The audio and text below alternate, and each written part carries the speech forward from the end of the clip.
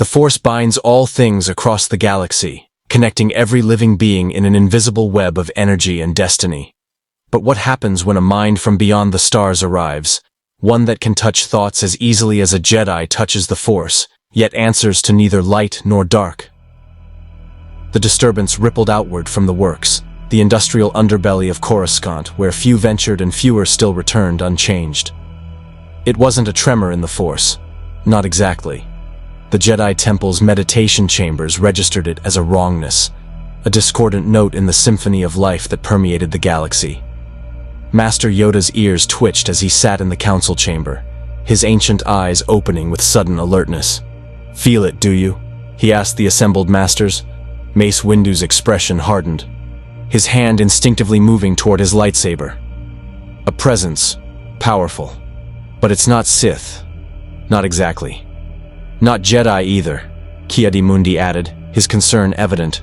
Something other. In the depths of the works, Professor Charles Xavier gasped awake on cold Durasteel flooring, his head pounding with the worst migraine he'd experienced since first using Cerebro. Except this wasn't Cerebro's familiar hum of mutant minds across Earth. This was a cacophony. Billions of voices screaming, whispering, singing in a language his telepathy recognized but couldn't quite parse.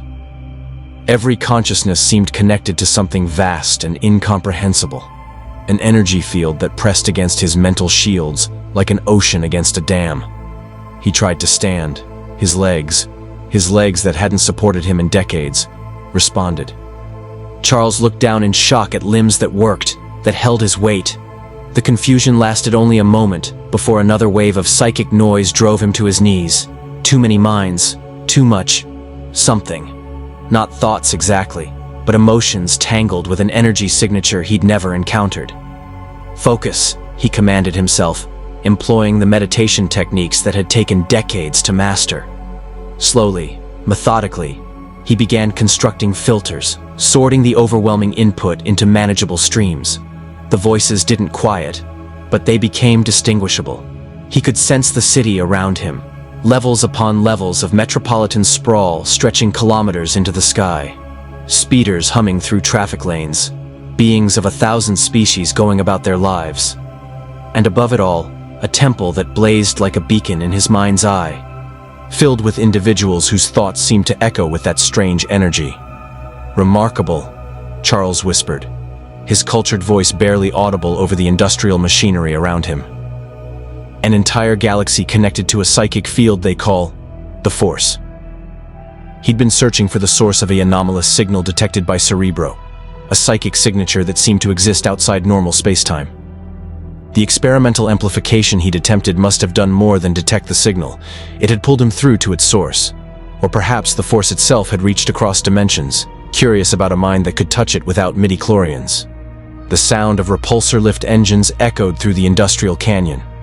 Charles looked up to see sleek Republic gunships descending, their running lights cutting through the perpetual twilight of the lower levels.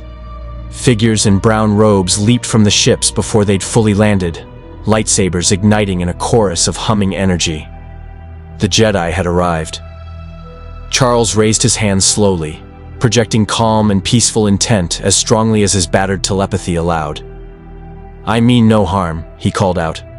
"My name is Charles Xavier, and I seem to be very far from home." A dark-skinned man with a purple lightsaber stepped forward, his presence radiating authority and carefully controlled suspicion. Behind him, a diminutive green figure watched with eyes that had seen centuries pass. Charles felt their minds brush against his shields, probing, testing, searching for deception. It was crude compared to his own abilities, but undeniably powerful. "Identify yourself," Mace Windu demanded. "How did you breach Coruscant's security? What is your purpose here?" Charles met his gaze steadily, making a calculated decision. He lowered his mental shields partially, allowing them to sense his genuine confusion and his earnest desire to understand what had happened. "I'm a telepath from a world called Earth. I was conducting research when something, your Force, I believe, pulled me here. I have no hostile intent toward your Republic or your Order." Yoda hobbled forward, his gimmer stick tapping against the Durasteel. A telepath, you say? Read minds, you can? Among other abilities, yes. Charles carefully stood, still adjusting to the miracle of working legs. I can sense thoughts, emotions, memories. On my world, I've dedicated my life to helping those with special abilities learn to use them responsibly, to bridge the gap between those with power and those without. The Force, strong in you, it is not, Yoda observed, his syntax as peculiar as his appearance. Yet touch minds you do. How is this possible? I don't know, Charles admitted. My abilities have always been genetic, a mutation of human evolution. But here, in your galaxy, everything feels different. Your force permeates every living thing, and it's overwhelming. I'm still learning to filter it. Mace Windu's lightsaber remained ignited. You could be a Sith weapon, a new form of dark side manipulation. I could be, Charles agreed calmly, but I'm not. Master Jedi, I've spent my entire life fighting for coexistence and understanding between those with power and those without. I've faced telepaths who've abused their abilities, and I've stopped them. If you truly can sense intentions through this force of yours, then sense mine now. I'm simply a man far from home, trying to understand where I am and how to return. The Jedi Masters exchanged glances, a silent conversation passing between them through the Force. Finally, Yoda nodded slowly. To the temple. Bring him we shall. Many questions we have. Many answers you must provide. If you want to see more characters enter the Star Wars galaxy, hit that subscribe button and drop the name of a character you'd want to see in the comments below. May the Force be with you. As Charles was escorted onto the gunship, he caught fragments of thoughts from the Jedi around him. Caution, curiosity, and something else. Fear. They were afraid of what he represented. A being who could touch minds without the Force, who existed outside their understanding of the galaxy's fundamental nature. He would need to tread very carefully. The last thing he wanted was to be viewed as a threat. But as the gunship lifted off and the magnificent spires of the Jedi Temple came into view, Charles felt something else in the Force-saturated air of Coruscant. A presence, dark and patient, that had noticed his arrival.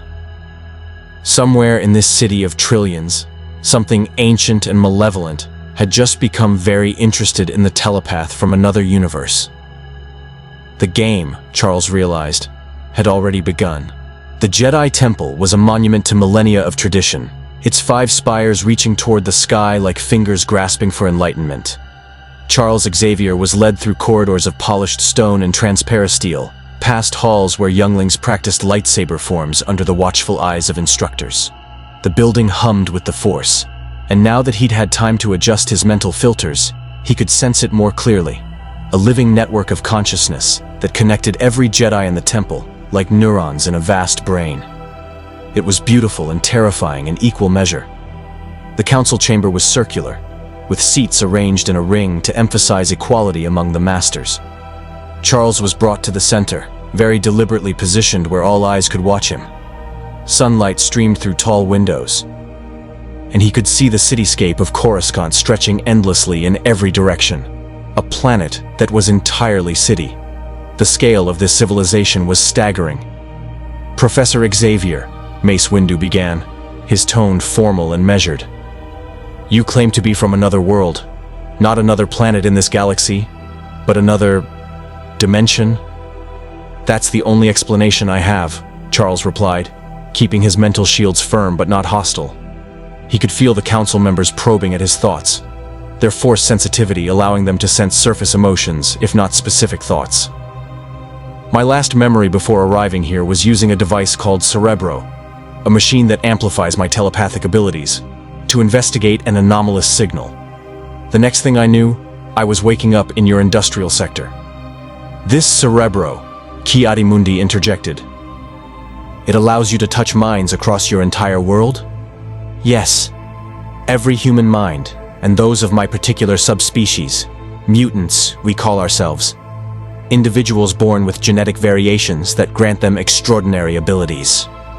Charles paused, considering how much to reveal. I founded a school to help young mutants learn to control their powers, to give them a place where they wouldn't be feared or hunted for being different. Yoda's ears perked up at that. A teacher you are then. Guide the young, help them master their gifts. Not unlike the Jedi, this sounds.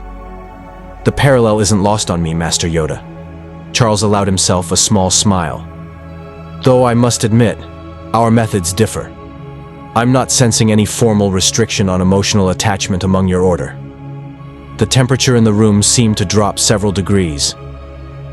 Several council members shifted uncomfortably. The Jedi do not form attachments, Mace Windu said firmly. Attachment leads to fear of loss. Fear leads to anger. Anger leads to the dark side of the Force. It is one of our most fundamental teachings. Charles's telepathy caught the edges of discomfort from several council members. This was a point of internal tension, he realized. Not all agreed with this doctrine as strongly as Windu presented it. Fascinating. Forgive me, Charles said diplomatically. I'm still learning your ways. On my world, we've found that emotional connections, love, friendship, family, are often what give people the strength to use their powers responsibly. Isolation can be as dangerous as obsession. Isolation and non-attachment are not the same. A female Jedi with head tails, Shak Ti, his telepathy supplied from surface thoughts around him, spoke gently. We form bonds of friendship and loyalty. We simply do not allow those bonds to cloud our judgment or compromise our duty to the Force. A distinction I look forward to understanding better, Charles said, genuinely curious. He was beginning to grasp the contours of Jedi philosophy, and it reminded him uncomfortably of his own earlier years, when he'd believed that controlling emotions and maintaining rigid discipline were the only ways to prevent his telepathy from becoming tyrannical. He'd learned, painfully, that suppression often created the very problems it sought to prevent. Plo Koon leaned forward, his breathing mask hissing softly. You say you can read thoughts. Can you demonstrate this ability? Charles hesitated. I can. But I should warn you, telepathy can be invasive. On my world, I have strict ethical guidelines about entering minds without permission. I would need consent from one of you. Show us, Mace Windu commanded, his jaw set. Read my thoughts. Prove you are what you claim. Very well. Charles focused, extending his consciousness toward Windu's mind. Immediately, he encountered resistance. Not mental shields like a trained telepath would construct, but something else. The Force itself seemed to wrap around Windu's thoughts, creating a buffer that Charles's telepathy had to navigate carefully. It was like trying to touch something through thick fabric. He could sense the shape and texture, but the details were muted. With effort, Charles pushed deeper, using the Force itself as a carrier wave for his telepathy. Windu's surface thoughts became clearer. Suspicion of Xavier's motives, concern about the war with the Separatists, frustration with the Senate's politics, and underneath it all, a deep worry about a specific individual, a young Jedi Knight, who the Council suspected might be unstable. Charles withdrew immediately, not wanting to invade further than necessary. You're thinking about the war, he said carefully. The Separatist crisis. You're concerned about the Republic's ability to survive this conflict, and you're worried about a young knight, someone powerful but troubled. Mace Windu's expression remained stoic, but Charles felt the spike of alarm through the Force. What else did you see? Nothing. I don't make a habit of rifling through people's private thoughts without cause, Master Windu. What I sensed was more than sufficient to demonstrate my abilities. Charles looked around the council chamber. But I must tell you, reading Force-sensitive minds is significantly more difficult than I'm accustomed to. Your connection to the Force creates a natural buffer. It's not impenetrable, but it requires more effort and concentration than reading a normal human mind would. A safeguard the Force provides, Yoda mused. Interesting this is. Protect us from mental intrusion, the Force does. To some degree, yes. Charles rubbed his temples, the effort having intensified his lingering headache. Though, I suspect with practice, I could learn to navigate the Force more efficiently. The question is whether you want me to remain in your galaxy long enough to develop that skill. You wish to return home, Shak Ti observed. It wasn't a question. Of course. I have students who depend on me, a school to run, responsibilities I cannot simply abandon. Charles's expression grew somber. But I have no idea how I arrived here, which makes determining how to return rather challenging. I'll need time to study your force, to understand the nature of the dimensional breach. And I'll need your help. The council members conferred silently through the force. Charles felt the currents of their discussion. Some advocated for keeping him contained, viewing his abilities as too dangerous. Others saw potential value in his unique perspective. Yoda and a few others seemed genuinely intrigued by the philosophical questions his presence raised. Finally, Mace Windu spoke. We will provide quarters for you in the temple and grant you limited access to our archives. You will be supervised at all times. Master Kenobi will be assigned as your primary liaison. He has experience with unusual situations and diplomatic complications. I appreciate your trust, limited though it may be, Charles said sincerely. Trust must be earned, Professor, Windu replied, especially in times of war. There is one more thing. The young knight I was thinking of, Anakin Skywalker. He's expected to return to Coruscant within the day. Given your abilities, I want you to meet him, assess him. Charles's telepathy caught the undercurrents. This wasn't just curiosity. The council was deeply concerned about Skywalker, suspected something was wrong, but couldn't or wouldn't address it directly. They wanted an outside perspective, someone who could read what the Force couldn't reveal. You want me to enter his mind, Charles said quietly. We want you to tell us if he can be trusted, Mace Windu corrected. The war has changed him. We need to know if those changes have pushed him toward darkness. Charles felt a chill run down his spine. They were asking him to spy on one of their own, to violate the privacy of a man who hadn't consented, to use his abilities in exactly the way he'd spent a lifetime refusing to use them. And yet, he could sense their desperation. Whatever Skywalker represented, the council saw him as a potential threat they couldn't quantify. I'll meet him, Charles agreed carefully, but I won't invade his mind without his knowledge. If you want me to assess him, it will be through conversation and observation, not through forced telepathic intrusion. Those are my terms. Mace Windu's jaw tightened, but Yoda nodded approvingly. Wise, this is. Ethics matter, even in difficult times. Meet young Skywalker you will, Professor. But warned you should be. Powerful is he, and troubled. Tread carefully. You must. As Charles was escorted from the council chamber, he couldn't shake the feeling that he'd just agreed to step into something far more complex than a simple psychological assessment. The Force whispered warnings he couldn't quite interpret, and somewhere in the city below, that dark presence he'd sensed earlier stirred with interest. The telepath had just become a piece on a game board he didn't yet understand.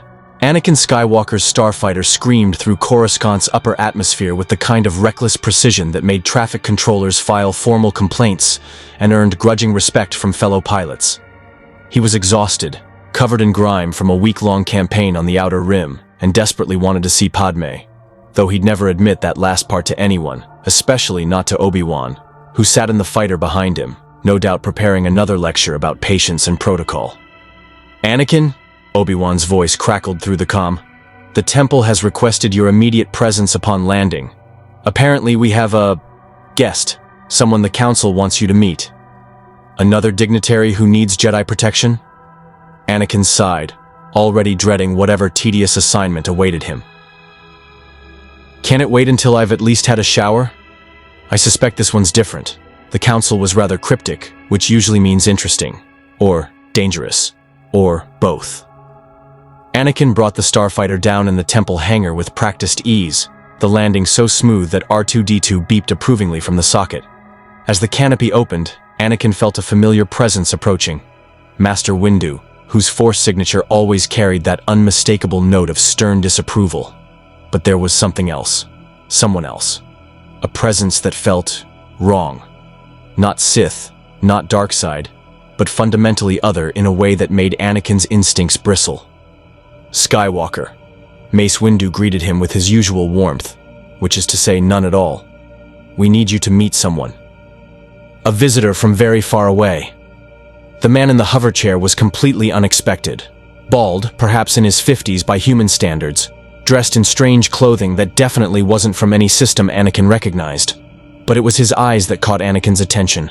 Sharp, intelligent, and radiating a calm that reminded him of Master Yoda, though without the Force sensitivity Anakin would have expected.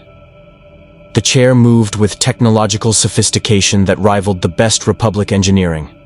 "Anakin Skywalker," the man said, his accent unfamiliar but his tone warm. "I've heard a great deal about you in the few hours since I arrived. The chosen one, they say. The prophesied warrior who will bring balance to the Force." "That's what they say," Anakin replied, immediately wary.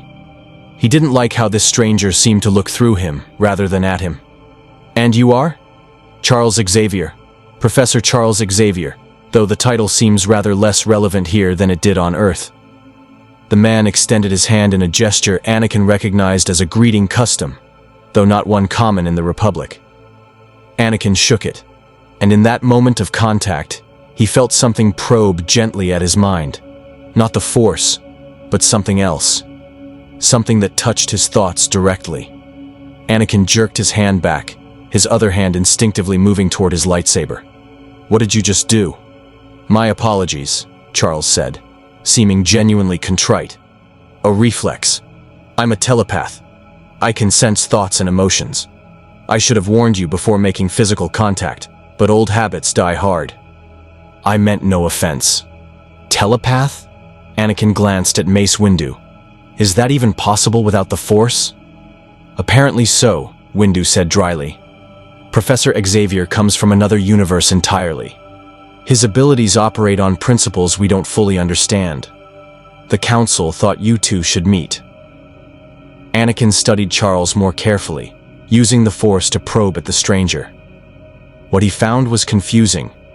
There was life there, consciousness. But it was surrounded by something that wasn't the Force yet felt equally powerful. Like standing next to a generator that hummed at a frequency only he could hear. "Why me specifically?" "Because you're powerful," Charles said simply. "And because the Council suspects we might have insights to offer each other. I'm trying to understand your Force. And you, well, perhaps you might benefit from talking with someone who understands the burden of extraordinary abilities." There was something in the way he said it.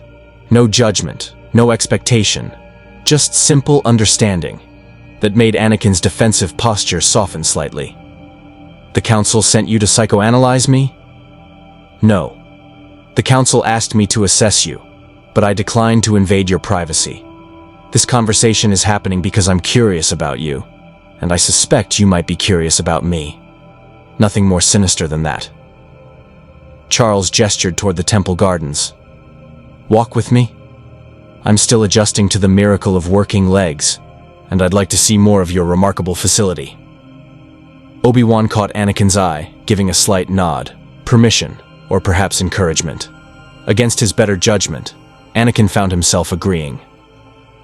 There was something about this Professor Xavier that intrigued him, a quality of having seen darkness and chosen light that Anakin recognized because he felt it in himself every day. They walked through the temple gardens in silence for a few moments, passing meditation alcoves where Jedi sat in contemplative stillness. Charles seemed fascinated by everything, his eyes taking in architectural details and the flow of robed figures with genuine interest. "You said you're a telepath," Anakin finally said. "Can you read my mind right now?" "I could, yes. Your thoughts are protected by the Force, which makes it more difficult but not impossible. However, I won't unless you explicitly give permission. On my world, I established very strict ethical guidelines about mental privacy. I've broken them when the stakes were high enough, to stop terrorists, to prevent murders, but I don't do so casually. And if you did read my mind, what would you find?" Charles stopped walking, turning his hover chair to face Anakin directly. "Why do you ask? Are you worried about what I might discover?" Anakin felt his jaw tighten. This was exactly the kind of probing question Obi-Wan would ask, the kind designed to make him examine his own motivations. "The Council doesn't trust me. I can feel it. Windu especially thinks I'm too unpredictable, too emotional. So yeah, I'm wondering if you're here to give them ammunition against me. The Council fears what they don't understand, Charles said gently. Fear that leads to control, to restriction, to the very problems they're trying to prevent. I've seen it before, in my own people. Organizations built on power and discipline often struggle with individuals who don't fit their mold. He paused. I sense great pain in you, Anakin. Great anger, but also tremendous loyalty and love. You're at war with yourself in ways the Council can't or won't acknowledge.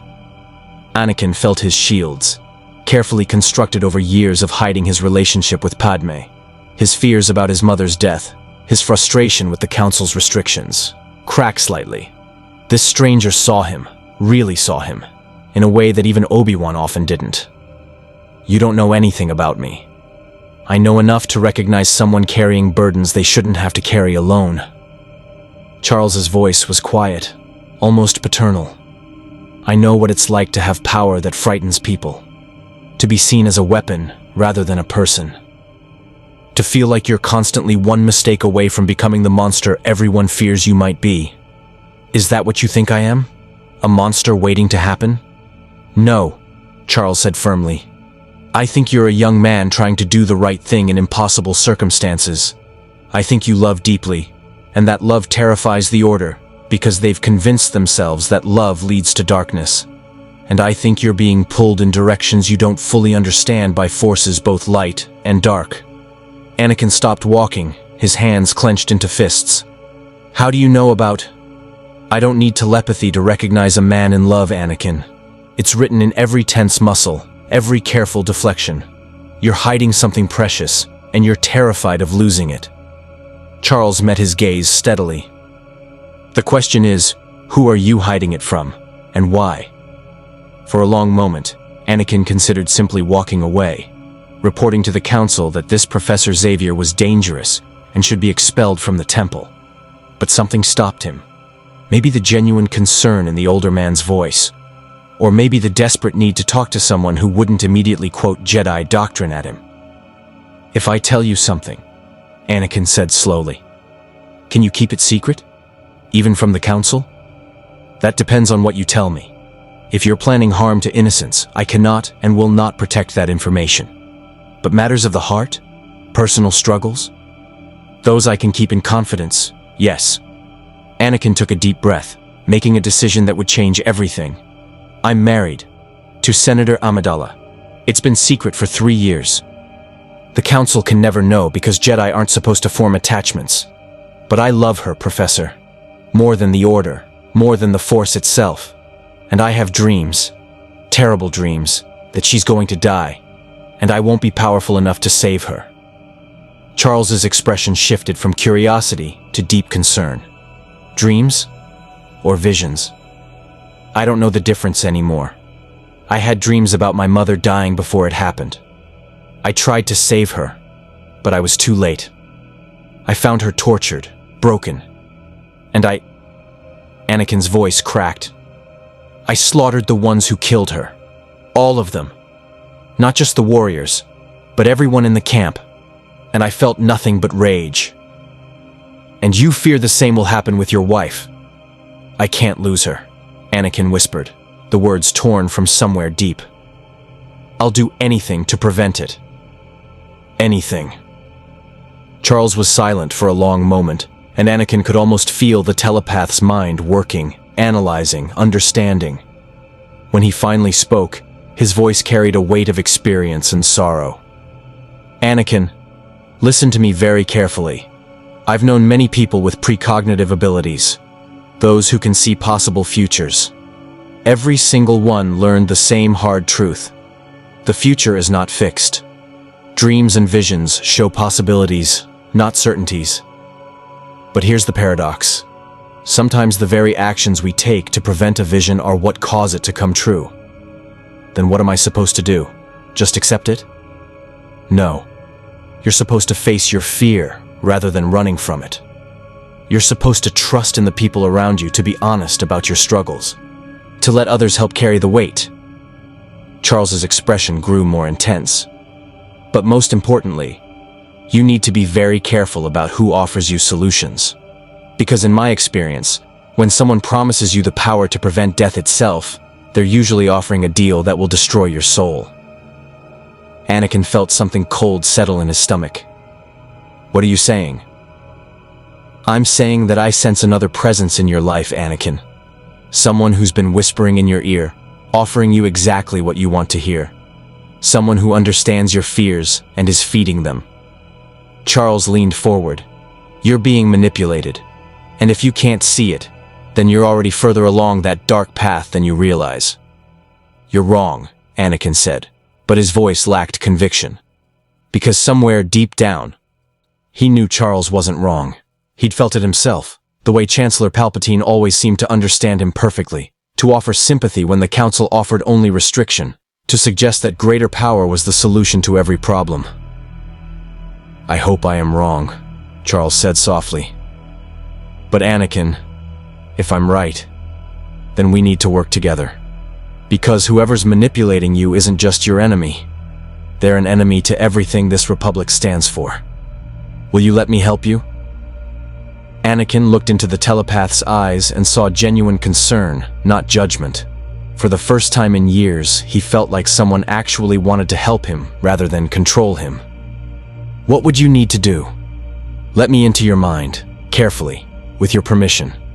Let me see these dreams, these fears, and most importantly, let me see the presence I suspect has been influencing you. I promise you, I will not share what I see with the Council without your consent. But I need to know what we're dealing with. It was insane.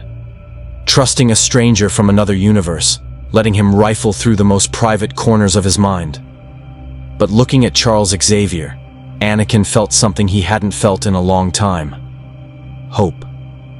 Okay, he whispered. Show me what you can see. The meditation chamber was small and private, shielded by the Force from outside intrusion, or so Anakin believed. Charles Xavier wasn't so certain. Since arriving in this galaxy, he'd learned that the Force had layers of complexity that made his Earth-based understanding of psychic phenomena seem primitive by comparison. But if there was one thing he'd mastered over decades, it was navigating the labyrinth of human consciousness. Sit with me, Charles instructed, positioning his hover chair across from where Anakin settled onto a meditation cushion. What I'm about to do will feel invasive, I won't lie to you. You'll sense me in your thoughts, touching memories, following emotional threads. The key is not to resist. The more you fight, the more uncomfortable this becomes. Think of it like opening a door rather than having it broken down. Anakin nodded, his mechanical hand flexing nervously. An injury from the war, Charles noted, and one that carried significant psychological weight. The young man was terrified, though he'd never admit it. Terrified of what Charles might find, and perhaps more terrified of what he might not find. That his fears were baseless, that he was simply unstable. Before we begin, Charles said, I need you to understand something. What I see, I will discuss with you, and only you. Not the Council, not your master. Not unless you give explicit permission, or unless I discover an imminent threat to innocent lives. Are we clear? We're clear. Then close your eyes.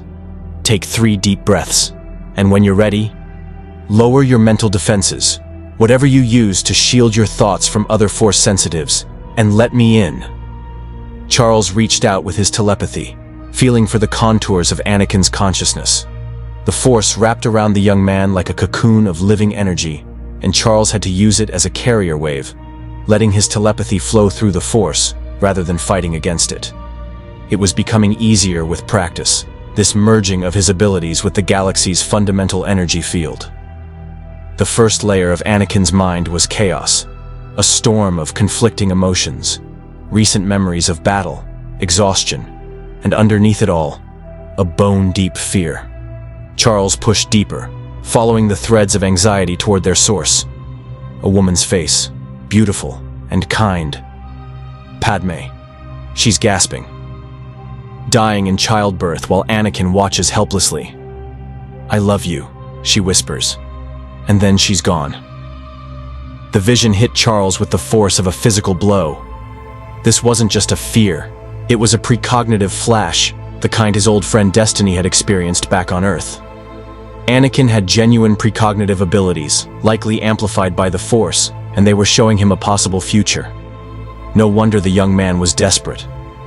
Charles moved past the vision, following the threads of memory.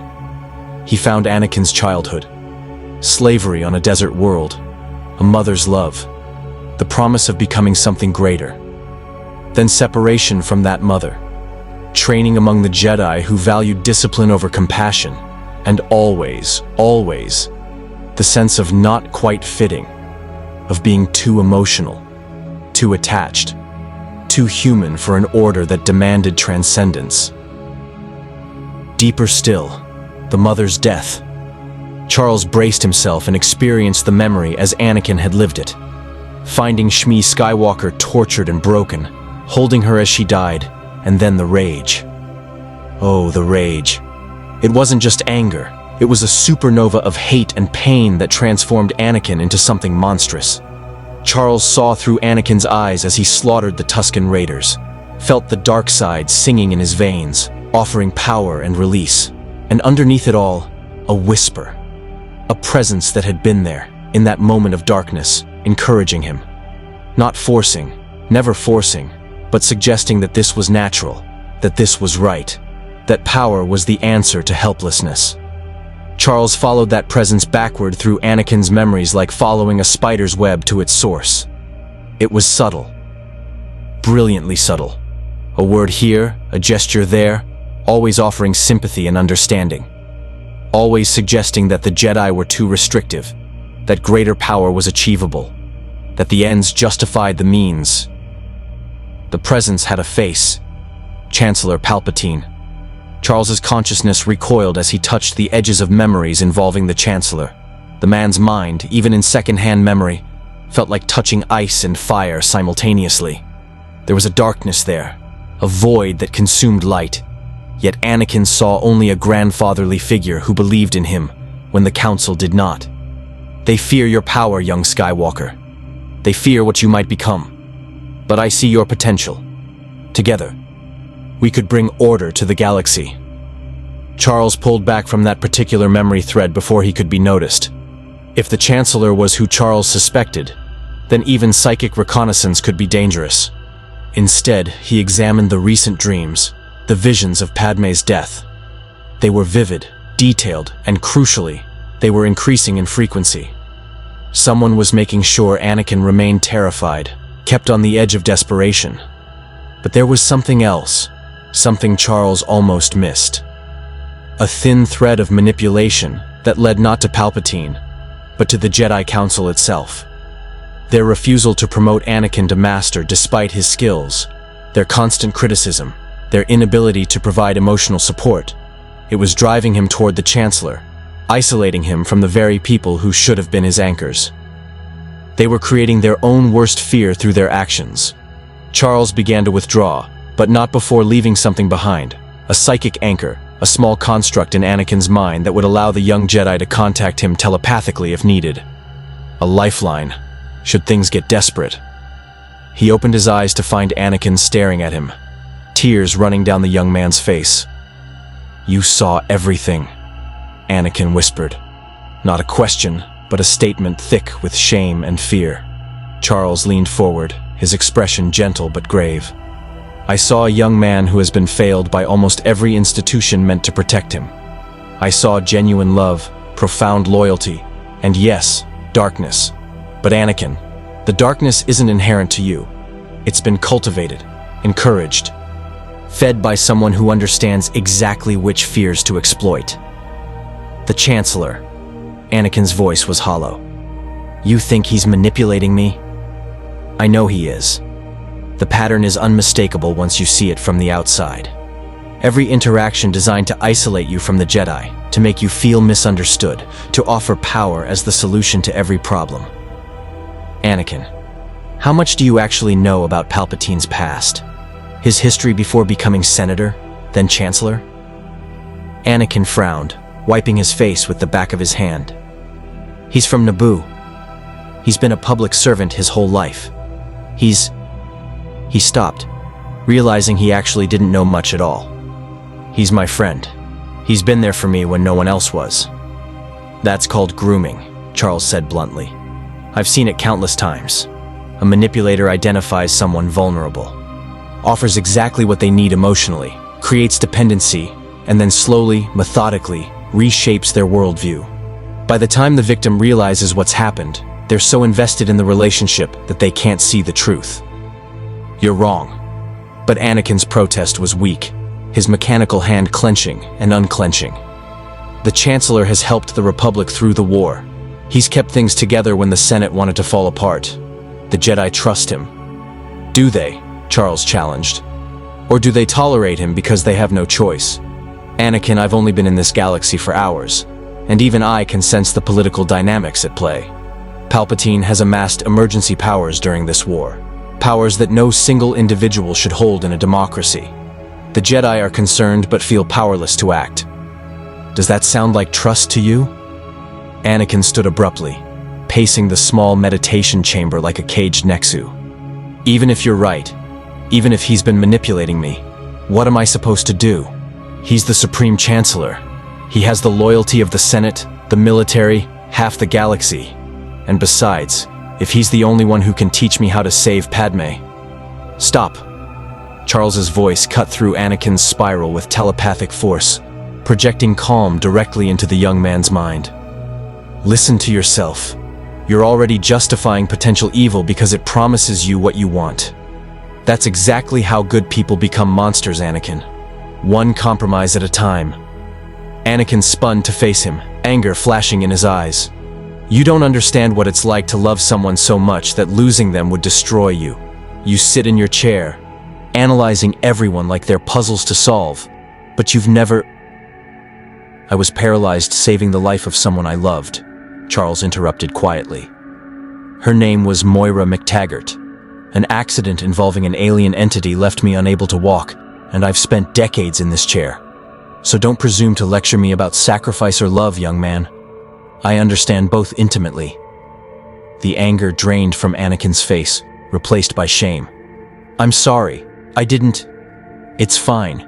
You're scared and lashing out. Natural response. Charles softened his tone.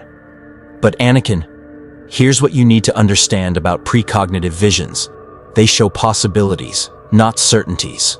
The future is fluid, shaped by choices. Your vision of Padme dying. It could be a warning, something to prepare for and prevent through rational means.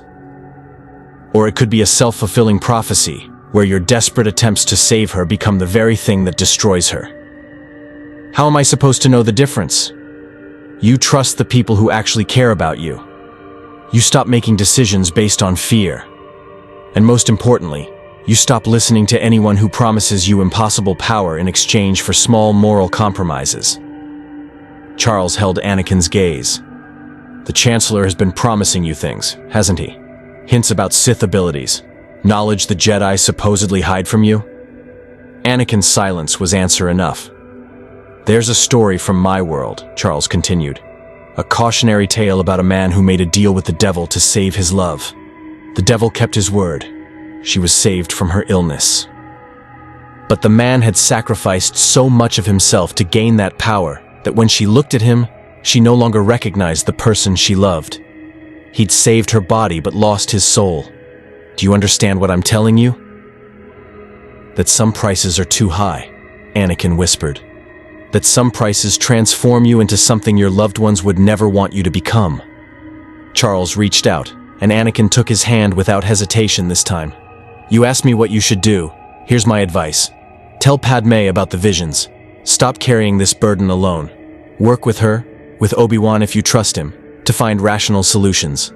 Medical intervention, protection, preparation for childbirth complications. There are non-mystical ways to prevent what you've seen. And the Chancellor? That's more complicated. If he truly is what I suspect, and Anakin, I think you suspect it too, deep down, then confronting him directly would be dangerous. He's had years to position himself, to build power structures. We need proof, and we need allies. Charles paused, considering. The Council is part of the problem. Their rigidity drove you toward Palpatine in the first place. We need to change that dynamic. How? By making me your advocate. I'm an outsider with no political stake in Jedi politics. Let me speak with the Council about their approach to emotional attachment, about their treatment of you specifically. I can't promise they'll listen, but I can at least present an alternative perspective. Meanwhile, you need to start documenting your interactions with Palpatine. Details, conversations, anything that might reveal his true nature. Anakin looked at Charles with something approaching hope. You'd really do that? Risk making the Council angry just to help me? Anakin, I've spent my life fighting for people who were feared and misunderstood because of their abilities. You're exactly the kind of person I dedicated my existence to helping. Charles smiled slightly. Besides, I'm beginning to suspect that your fate and the fate of this entire galaxy are intimately connected. If I can help you choose the light, I might just save billions of lives in the process.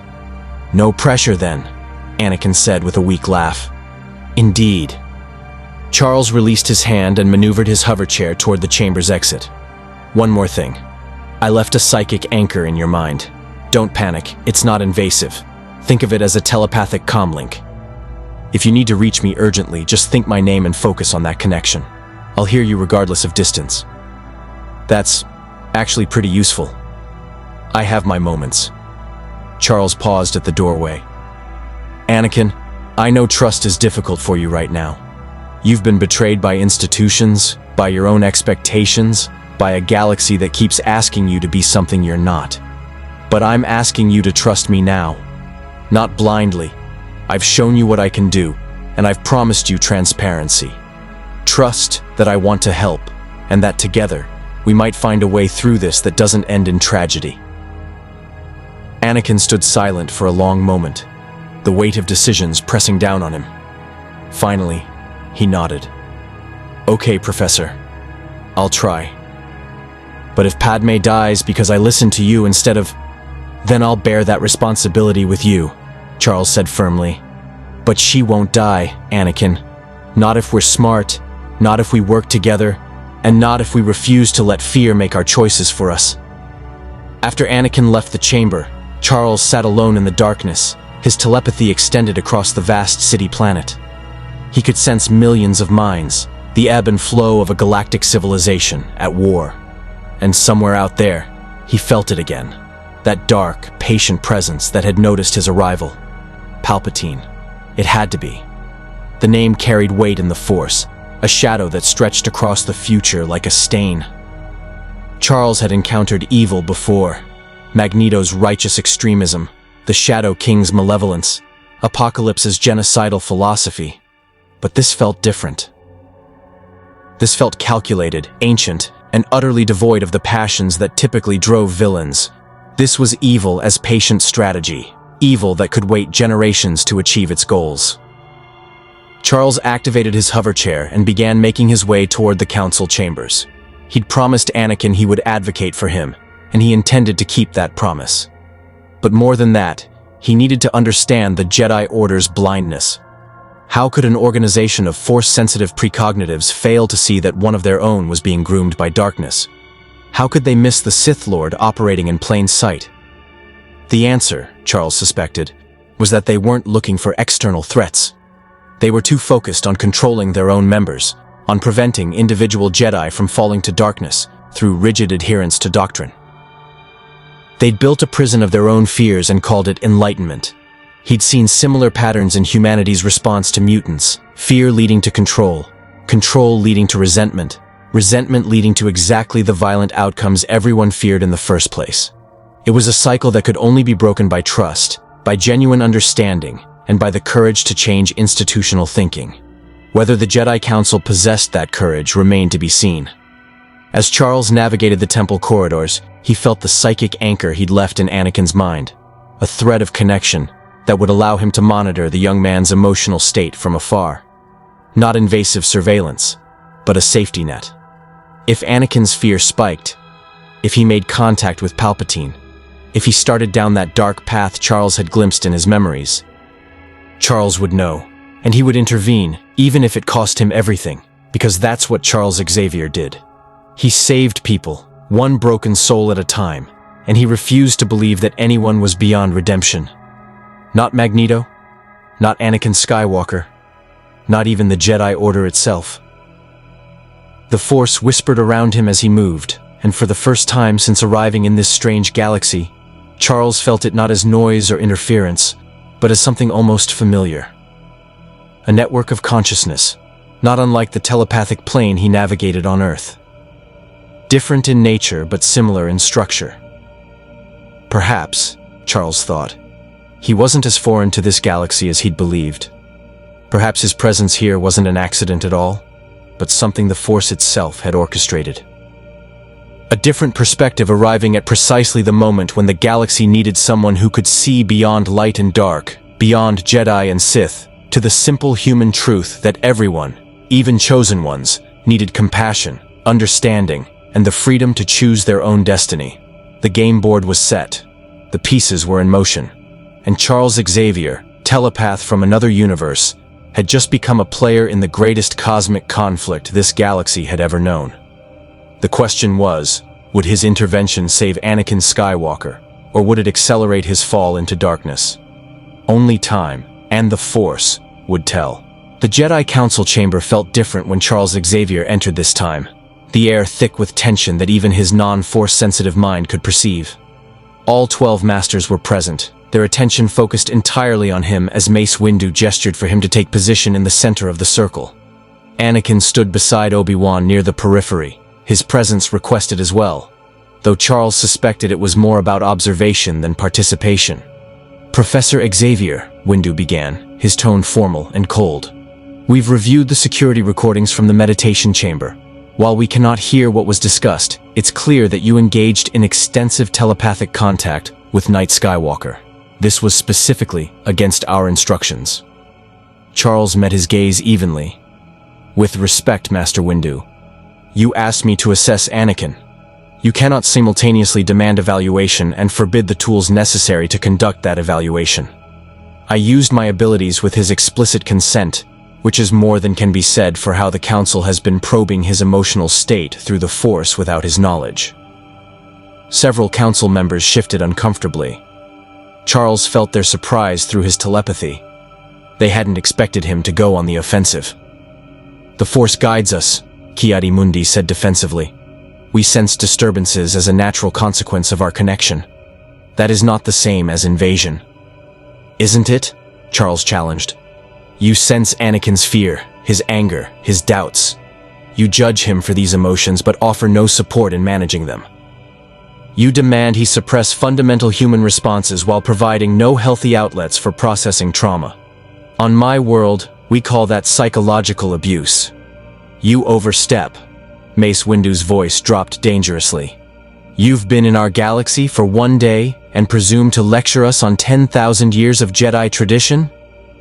"I presume to offer perspective you desperately need," Charles replied, keeping his tone respectful but firm.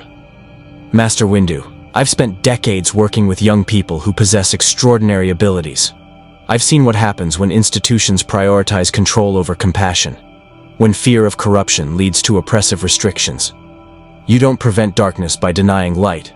You prevent it by teaching people to understand their own shadows." Yoda's ears twitched, his ancient eyes studying Charles with unsettling intensity. "Speak plainly, you should. What in Skywalker's mind did you find?" Charles took a breath, aware that what he said next would either bridge the gap or burn it entirely. "I found a young man carrying impossible burdens alone because he's been taught that asking for help is weakness. I found legitimate trauma from his mother's death that's never been addressed. I found a secret marriage he's terrified to reveal because your order would force him to choose between love and duty. And most critically, I found evidence of external manipulation by someone who has been systematically isolating him from your support." The chamber erupted in shocked murmurs. Anakin's face went pale, but he didn't deny it. Obi-Wan looked at his former apprentice with a mixture of betrayal and dawning understanding. "Married?" Mace Windu stood, his presence radiating barely controlled fury. "Skywalker, is this true?" Anakin's jaw clenched, but before he could speak, Charles intervened. "Before you condemn him, ask yourselves why he felt he couldn't tell you. Ask why a young man raised in your order believed that love, not possessive attachment but genuine selfless love, was something shameful that had to be hidden. The code forbids attachment for good reason, Shakti said, though her voice carried less certainty than Windu's. Attachment leads to fear of loss. Fear leads to... I know the formula, Charles interrupted. And it's psychologically backwards. Fear doesn't arise from love. It arises from insecurity, from lack of healthy coping mechanisms, from isolation. Anakin fears losing his wife not because he loves her, but because he's been taught that his emotions are dangerous, that seeking help is forbidden, that he must be strong enough to prevent every possible tragedy through sheer force of will. You defend his violation of our most sacred principles, Windu accused. I defend a young man who has been systematically failed by the very people sworn to guide him. Charles's voice hardened. But we're wasting time on doctrine when the real threat is external. Someone has been manipulating Anakin, feeding his fears, offering him alternatives to Jedi teaching. Someone who understands exactly how to exploit the gaps your order has created. Yoda leaned forward on his council seat. Speak this name, you will. Charles hesitated. He had no proof. Only psychic impressions from Anakin's memories. Accusing a sitting Supreme Chancellor of being a Sith Lord based on telepathic evidence would either be dismissed as paranoid delusion or trigger a political crisis that could shatter the Republic. I don't have enough evidence yet to name them publicly, but I'm begging you to reconsider how you're handling Anakin. He needs support, not condemnation.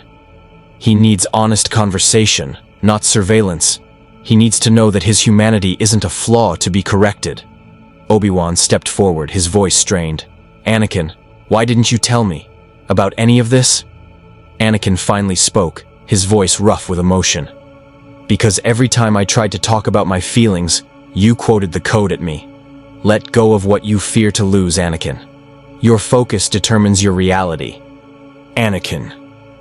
I needed a friend, Master, not a lecture. And the Chancellor...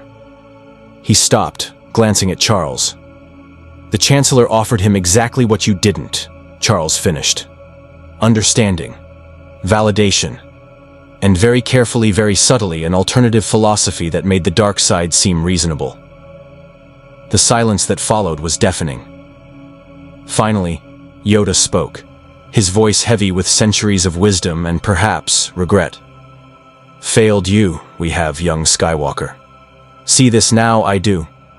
But dangerous, the path before us is. If manipulation you describe is real, if someone seeks to turn you to darkness, then careful we must be. Rash action, more harm than good it may cause. I'm not asking for rash action, Charles said. I'm asking you to trust me to work with Anakin. Let me help him process his trauma, develop healthy coping mechanisms, strengthen his resistance to manipulation, and most importantly, stop treating his marriage as a cardinal sin. Love isn't the enemy. It's often the only thing strong enough to anchor someone against darkness. Mace Windu looked like he'd swallowed something bitter. You ask us to overturn millennia of tradition on the word of an outsider we've known for less than a day. I ask you to prioritize the life of a young man over the rigidity of tradition? Isn't that what the Jedi are supposed to do? Serve the living force, not dead doctrine? The council members exchanged glances, silent conversations flowing through the Force. Charles could sense the complexity of their deliberation. Some agreed with him, others saw only heresy. Still others were simply uncertain. The institution was creaking under the weight of its own contradictions. And Charles's arrival had exposed fractures that had been carefully ignored for generations.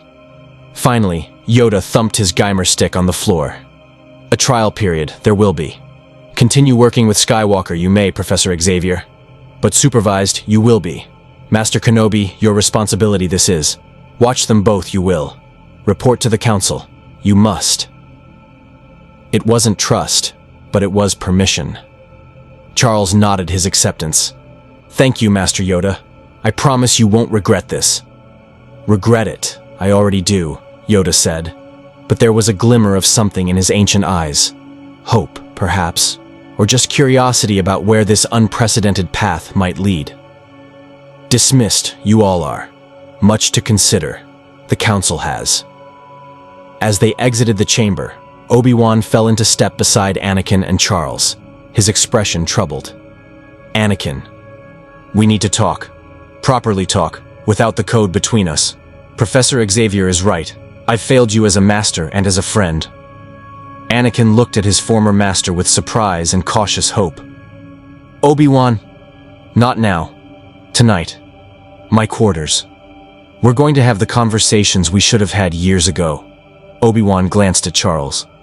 "Professor, I don't know if you're a gift from the Force or a test of our faith, but if you can truly help Anakin, then you have my full support, regardless of what the Council officially decides."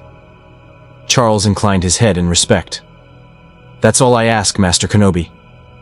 As they walked through the temple corridors, Charles felt it again. That dark presence, now tinged with curiosity and concern. Palpatine knew something had shifted. The telepath's arrival had disrupted carefully laid plans, introduced an unpredictable variable into an equation that had been balanced for years. The question was, would the Sith Lord adapt his strategy, or would he accelerate his timeline? Charles suspected it would be the latter, and that meant they were running out of time faster than anyone realized. The message arrived through official channels 3 hours after the council meeting. Chancellor Palpatine requests the honor of Professor Xavier's presence for a private dinner this evening. The Chancellor is most interested in meeting the visitor from another universe. The invitation was perfectly cordial, impeccably diplomatic, and set every one of Charles's mental alarms screaming. "You can't go," Anakin said flatly when Charles showed him the message. They were in Charles's temporary quarters, a sparse but comfortable room overlooking the temple gardens. "If you're right about him, if he really is what you think, then you'd be walking into a trap." "Almost certainly," Charles agreed, studying the formal script. "Which is precisely why I must go. I need to understand what we're dealing with, Anakin. Psychic impressions from your memories aren't enough. I need to face him directly, probe his defenses, assess his capabilities. He'll know what you're trying to do." "Of course he will. This is a chess match, and we've both just made opening moves. He's inviting me to demonstrate that he's not afraid, that he controls the board.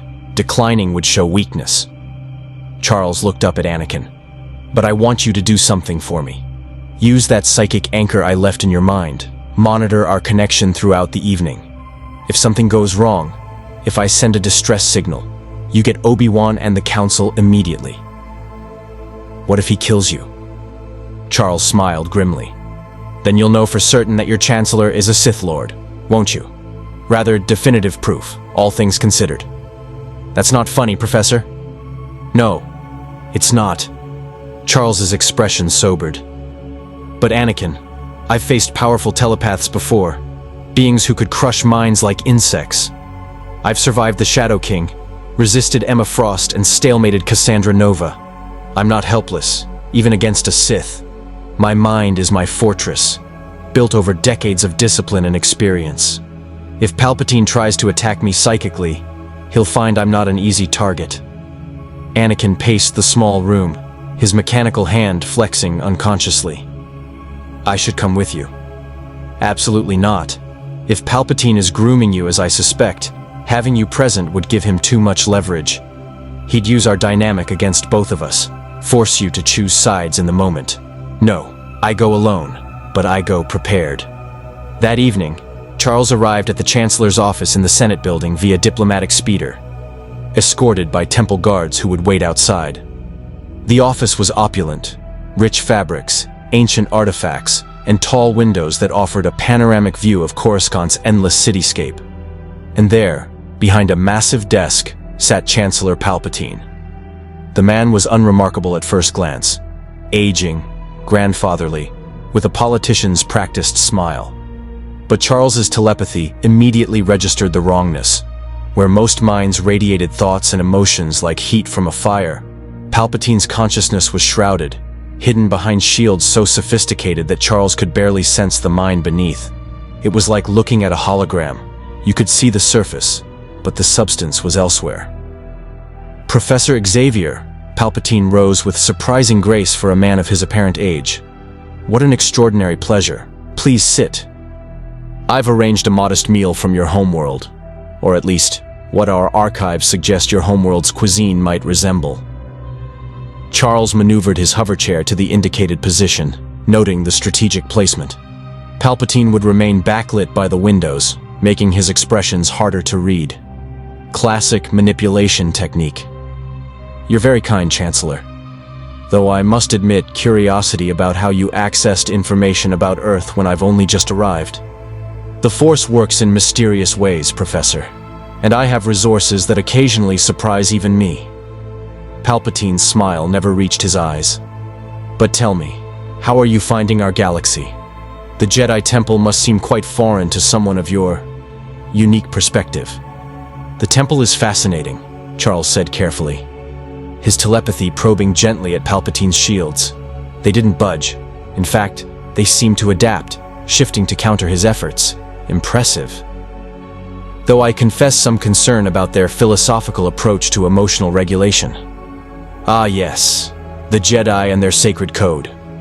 Palpatine's tone carried perfect sympathy, tinged with subtle mockery.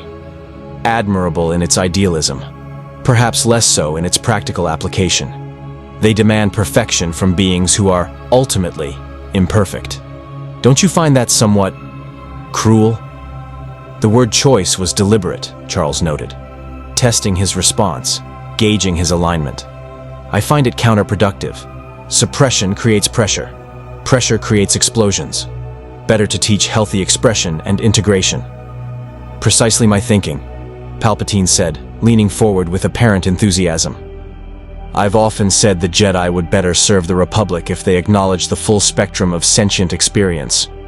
Joy and sorrow, love and loss, passion and peace, all have their place. To deny half of existence in pursuit of serenity seems to me a kind of living death. Charles felt the subtle psychic push behind the words. Not force persuasion exactly, but something similar. A kind of charismatic manipulation that worked on multiple levels simultaneously. Fascinating and terrifying. An interesting philosophy, Chancellor. Though I note you frame it as a spectrum with all points equally valid, surely some emotional expressions are objectively harmful. Are they? Or have we simply been taught to fear them? Palpatine's eyes glinted. Take anger, for instance. The Jedi teach that anger leads to hatred to suffering. But anger is also the emotion that drives beings to stand against injustice, to refuse oppression, to fight for what they believe in. Without anger, we have only passive acceptance of tyranny. A fine line between righteous anger and destructive rage, Charles countered, simultaneously trying a different approach with his telepathy. Not pushing against Palpatine's shields, but trying to slip beneath them, using the Force itself as camouflage. Indeed. A line the Jedi refuse to let their members approach, let alone walk. Which brings me to young Skywalker. Palpatine's transition was smooth, almost casual, but Charles felt the razor focus behind it. I understand you've taken an interest in him, as have I, for many years now. Remarkable young man, so much potential, yet so constrained by an order that fears his power. You've been mentoring him, Charles said, abandoning pretense. Acting as a father figure, offering him validation the Council withholds. Guilty as charged, Palpatine spread his hands in a gesture of openness that was entirely false. Is it so wrong to care for a young man whom fate has burdened with impossible responsibilities? To offer friendship where others offer only judgment? That depends on the nature of the friendship and the advice given. Charles's telepathy finally found a gap, not in Palpatine's shields, but in the momentary flickers of thought that escaped when he spoke.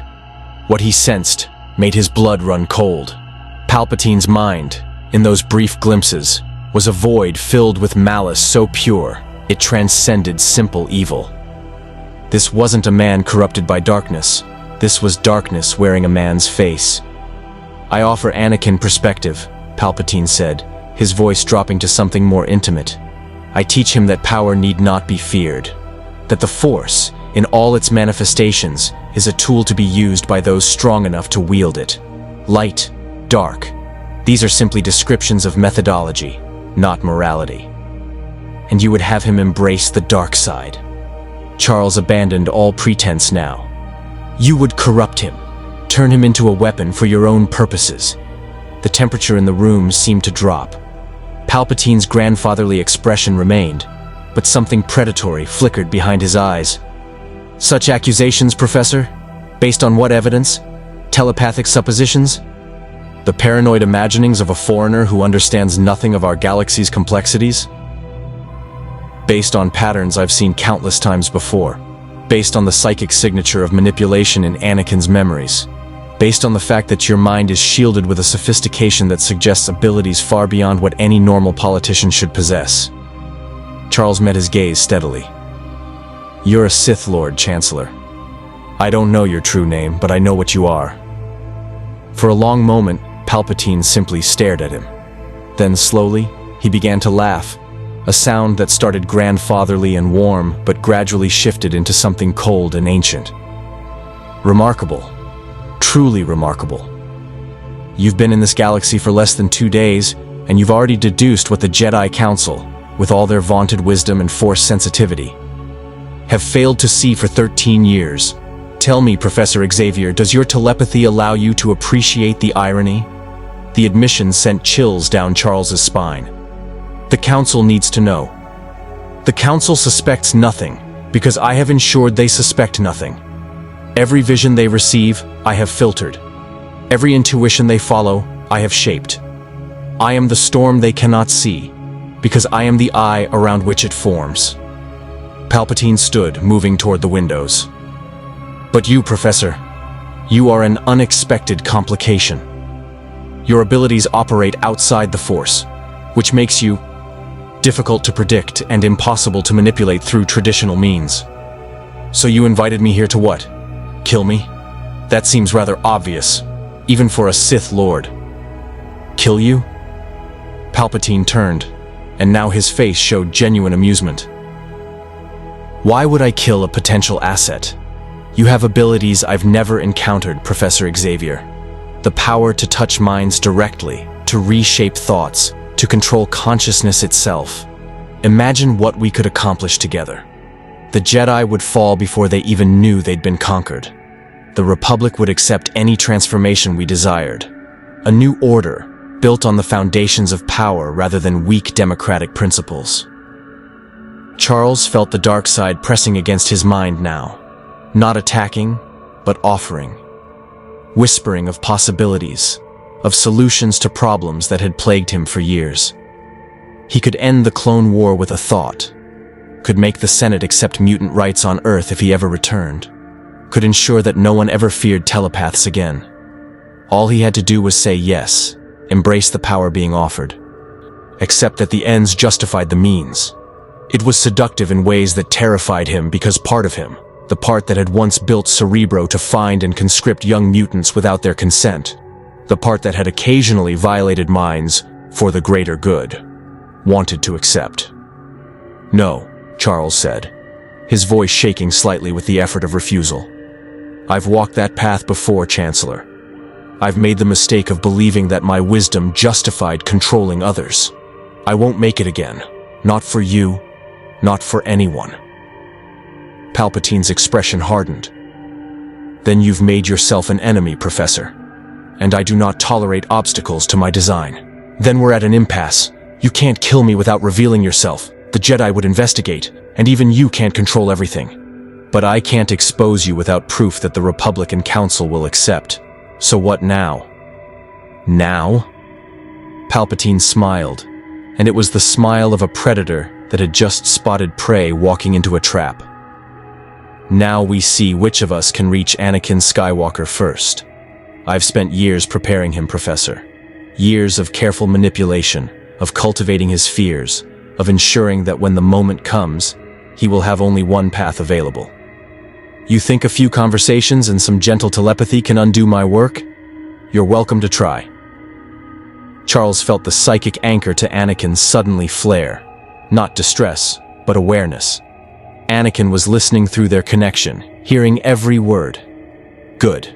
Let him hear the truth straight from the source. The game isn't over yet, Chancellor, Charles said quietly. And I've beaten manipulators before who thought themselves invincible. You may be a Sith Lord, You may have the Force at your command, but you've never faced a telepath who knows exactly what you are and precisely how you operate. That's a disadvantage you've never had to account for. We shall see, Palpatine said. Enjoy your dinner, Professor. I suspect our next meeting will be far less cordial. Charles left the Senate building with his mind racing and his telepathy reaching out to Anakin. Did you hear all of that? Anakin's mental voice came back immediately, shaking with rage and betrayal. Every word. Charles, I'm going to kill him. No, that's exactly what he wants. For you to attack him emotionally, to give him justification for whatever he has planned. We need to be smarter. We need proof, allies, and a plan. Can you get Obi-Wan and meet me at the temple? Already on my way. Charles allowed himself a grim smile as his speeder lifted off into Coruscant's traffic lanes. The mask had dropped. The Sith Lord had revealed himself, at least to those who mattered. Now the real battle began. Not for the galaxy, not yet, but for the soul of one young man who stood at the crossroads between light and darkness. And Charles Xavier would be damned if he let Palpatine win. The emergency meeting in Obi-Wan's quarters had the quality of conspiracy. Anakin, Obi-Wan, and Charles gathered in the dimly lit room while the temple slept around them. Anakin paced like a caged animal, his emotions radiating through the Force in waves that made even Charles's non-Force sensitive telepathy register the turmoil. He admitted it, Anakin said for the third time, his voice tight with barely controlled fury. He told you outright that he's been manipulating me for years, that he's a Sith Lord, that he's planning to overthrow the Republic, and we're just sitting here talking about it. Because charging into the Senate building and attempting to arrest the Supreme Chancellor without evidence would trigger a civil war, Obi-Wan said wearily. Though Charles could sense the Jedi Master's own anger simmering beneath his controlled exterior. Anakin, I understand your rage. I feel it too. But we must be strategic. Obi-Wan's right, Charles interjected. Palpatine revealed himself to me precisely because he knows my word alone won't be believed. I'm an outsider, a telepath with abilities the Republic doesn't understand. If I go to the Council claiming the Chancellor is a Sith Lord based on a private conversation, they'll assume I'm either mistaken or lying. Worse, Palpatine could claim I used my telepathy to implant false memories, that I'm the real threat. Anakin spun to face him. Then what's the point? If we can't expose him, if we can't stop him, what are we even doing? Building a case, Charles said calmly. Gathering evidence. Preparing for the moment when he makes his move. Because he will make a move, Anakin. His plan, whatever it is, has a timeline. He's spent 13 years positioning himself for something, and my arrival has forced him to accelerate that timeline. We need to figure out what he's planning and how to counter it. Obi-Wan stroked his beard thoughtfully. In our last conversation, the Chancellor mentioned something curious. That the dark side of the Force is a pathway to many abilities some consider to be unnatural. At the time, I thought it was philosophical musing. Now I wonder if he was testing my response, seeing if I'd show interest. He does that, Anakin said bitterly. Drops hints, tells stories about ancient Sith, makes it sound reasonable.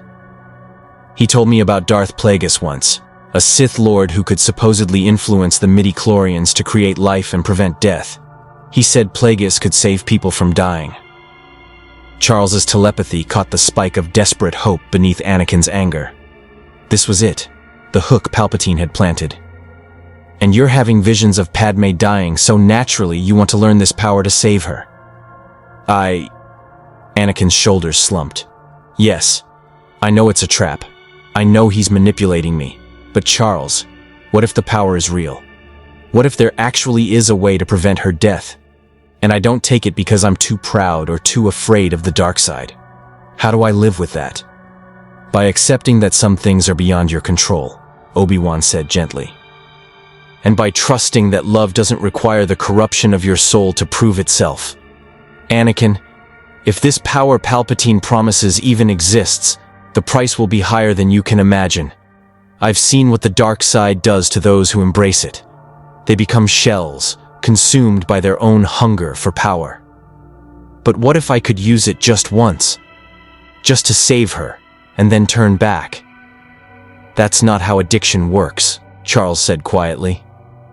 The dark side isn't a tool you pick up and put down, Anakin. It's a philosophy, a state of being. Every time you use it, you reinforce neural pathways that make it easier to use again. Every time you justify a small evil for a greater good, you erode the boundaries that keep you human. Believe me, I know. I've stood at that crossroads myself. Anakin looked at him sharply. What do you mean? Charles took a breath, deciding that honesty was necessary now. On my world, I built Cerebro, the device I mentioned that amplifies my telepathy. With it, I can touch every mind on Earth simultaneously. When I first created it, I used it to find young mutants before they could hurt themselves or others with uncontrolled powers.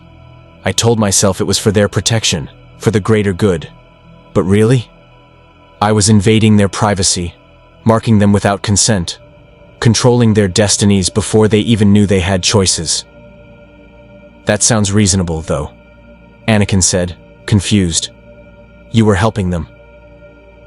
Was I? Or was I building a database of potential weapons, ensuring no mutant could hide from me if I ever decided they were a threat?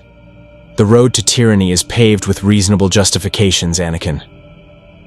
I realized that eventually and changed my approach, but the temptation never fully goes away. Every time I face someone I could control, someone I could fix with just a thought, I have to choose not to. That's what resisting darkness actually means. Choosing the harder path, over and over, even when the easy path promises everything you want. Obi-Wan nodded slowly. The Jedi teach that attachment leads to the dark side. But perhaps we've had it backwards. It's not love that corrupts. It's the unwillingness to accept that love doesn't guarantee control. Anakin, you love Padme. That's not wrong. But if your love transforms into possessiveness, into a desperate need to control every outcome to prevent loss, then yes, that leads to darkness. So what am I supposed to do? Anakin's voice cracked. Just accept that she might die? Watch it happen and do nothing? No, Charles said firmly. You do everything rational and reasonable to prevent it. Medical care, protection, preparation. Padme is what? Pregnant?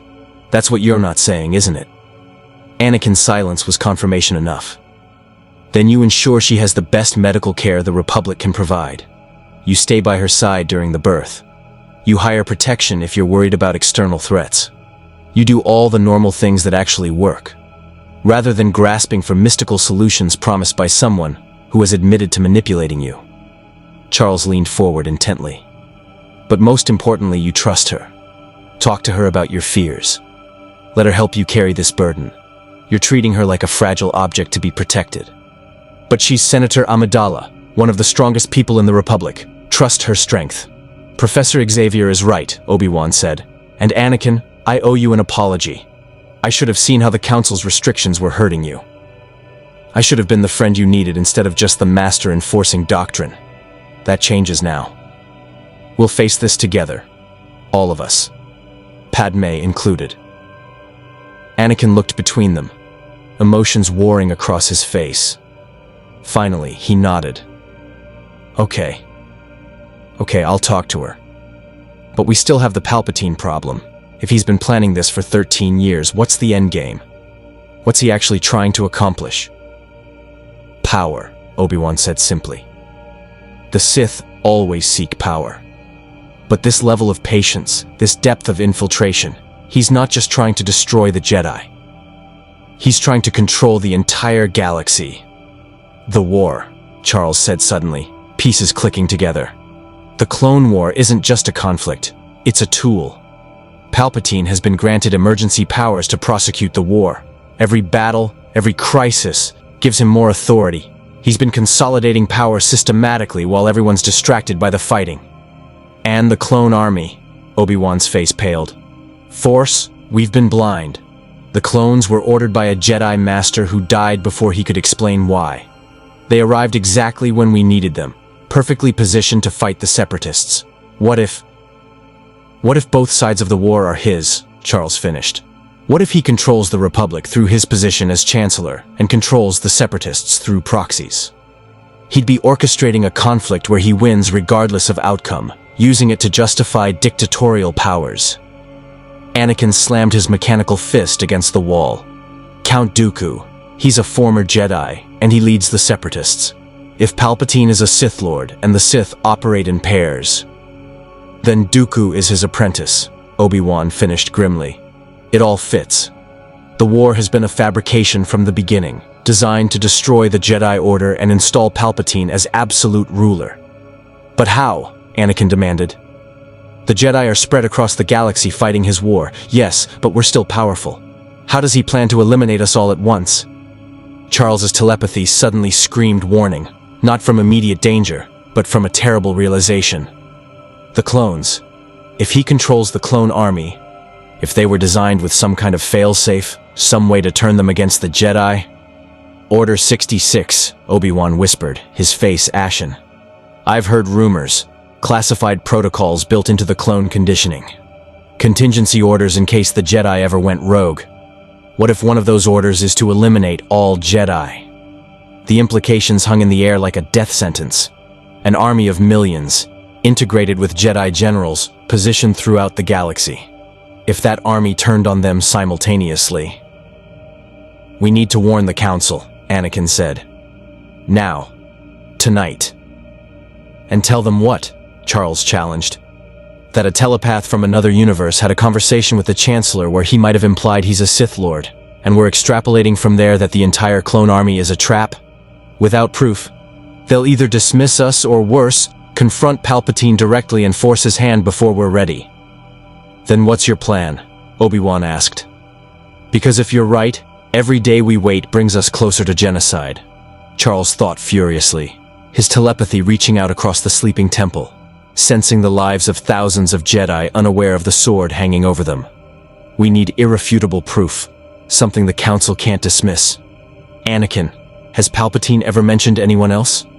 Other Separatist leaders? Confederates? Anyone who might be part of his inner circle? General Grievous carries out most of the military operations, but he's not force-sensitive. Count Dooku is the public face of the Separatist movement. Anakin paused. Wait. There's been talk of a Separatist commander on Utapau. Grievous is hiding there. According to intelligence, if we could capture him, interrogate him, he might have information linking Dooku to Palpatine, Obi-Wan finished. It's risky, but it could work. The Council has been planning an assault on Utapau anyway.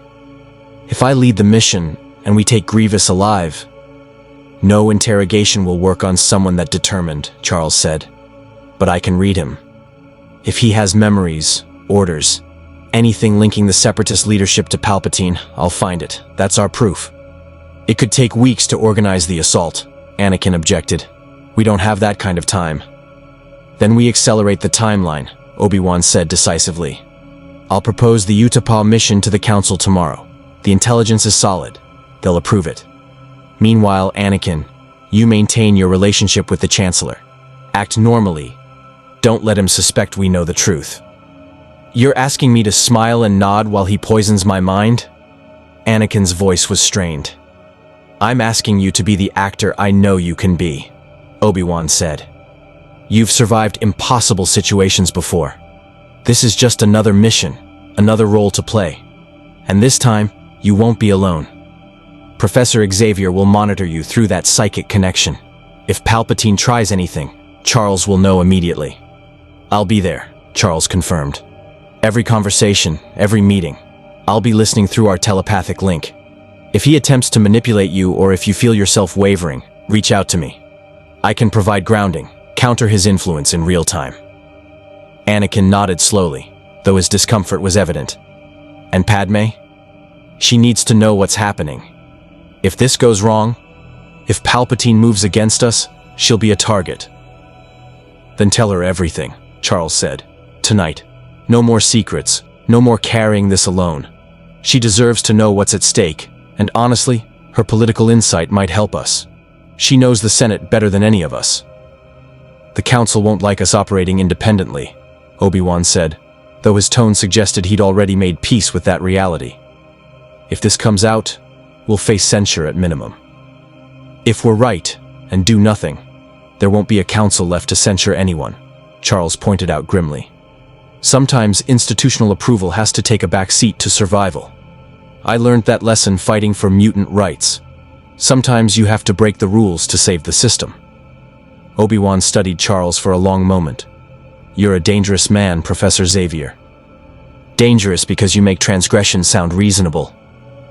I prefer to think of myself as pragmatic, Charles replied with a slight smile. But yes, I've been called dangerous before. Usually by people who were about to learn that telepaths are very difficult to defeat once they've decided to act. Just make sure we're acting for the right reasons, Obi-Wan cautioned. The dark side doesn't announce itself with horns and hellfire. It whispers that your way is more efficient, more practical, more likely to succeed. Before you know it, you've become the very thing you were fighting against. A lesson I relearn constantly, Charles admitted. Which is why I'm grateful to have people like you to keep me honest, Master Kenobi. We all need someone to call us on our rationalizations. Anakin moved toward the door, his decision made. I'm going to Padme. I'll tell her everything. About Palpatine, about the plan, about the danger. She has a right to know. Be careful, Obi-Wan said. And Anakin? I meant what I said earlier. I failed you as a master. That ends now. Whatever happens, we face it together. For a moment, Anakin's emotional shields dropped entirely, and Charles felt the surge of gratitude and love the young man had for Obi-Wan, complicated by years of feeling inadequate, of measuring himself against impossible standards, but genuine nonetheless. Thank you, Master. That means more than you know. After Anakin left, Obi-Wan turned to Charles. Can we actually win this?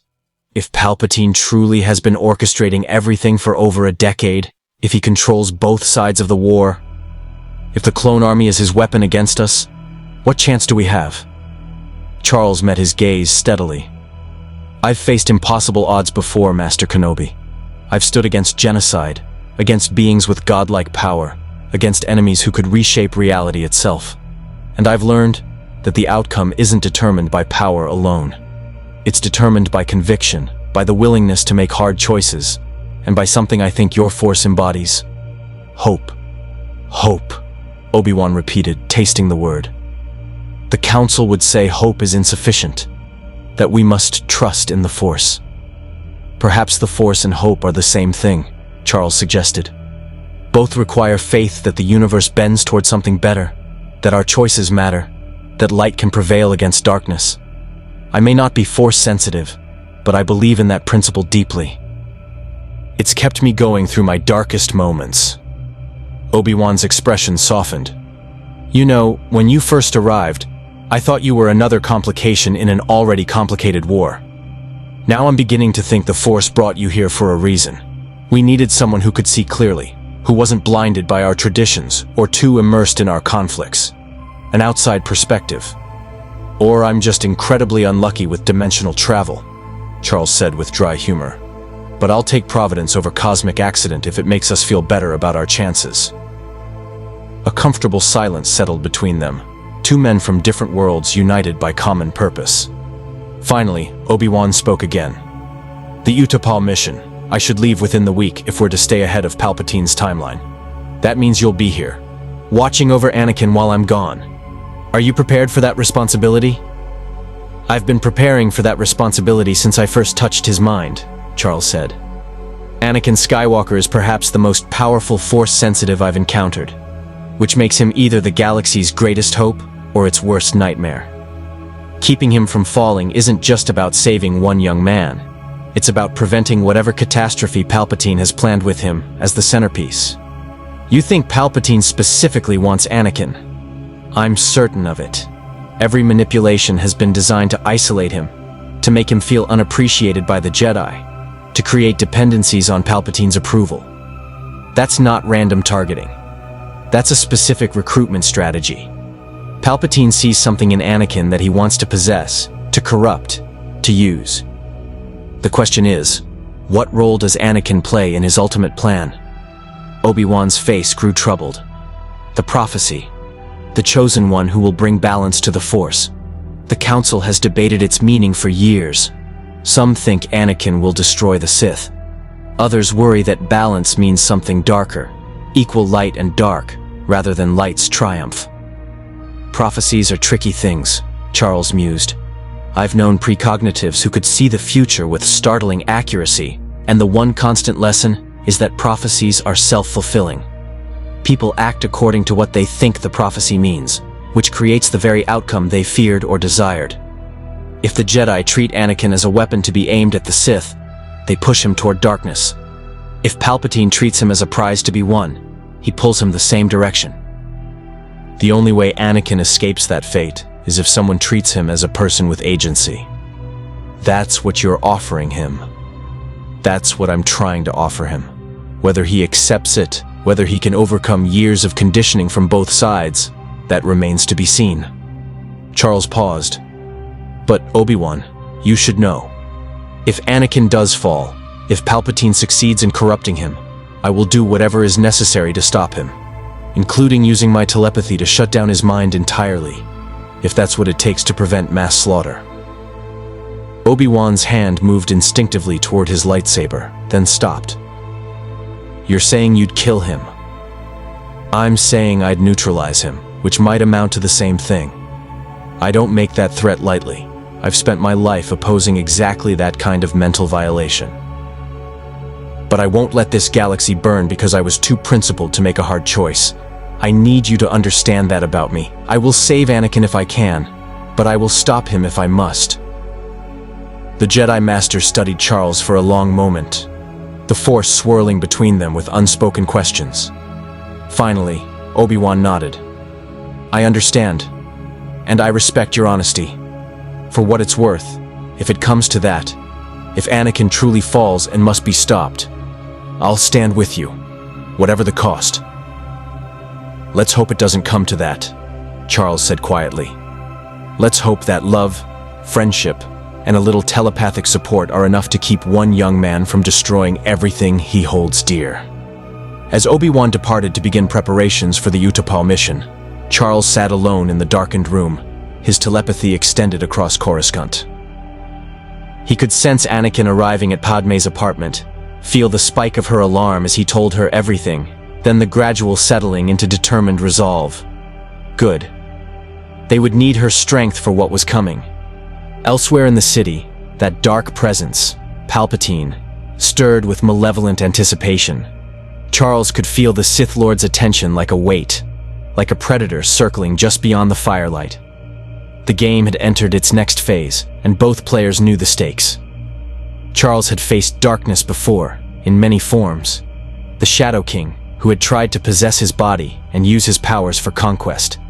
Magneto, whose righteous rage had nearly sparked human-mutant war. Apocalypse, who had offered him godhood if he'd simply accept that might made right.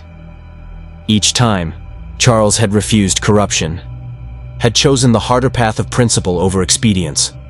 But this was different. Here, in this galaxy, he wasn't just fighting for his own soul. He was fighting for Anakin's, and through Anakin, possibly for billions of lives across the stars. The weight of that responsibility would have crushed him once.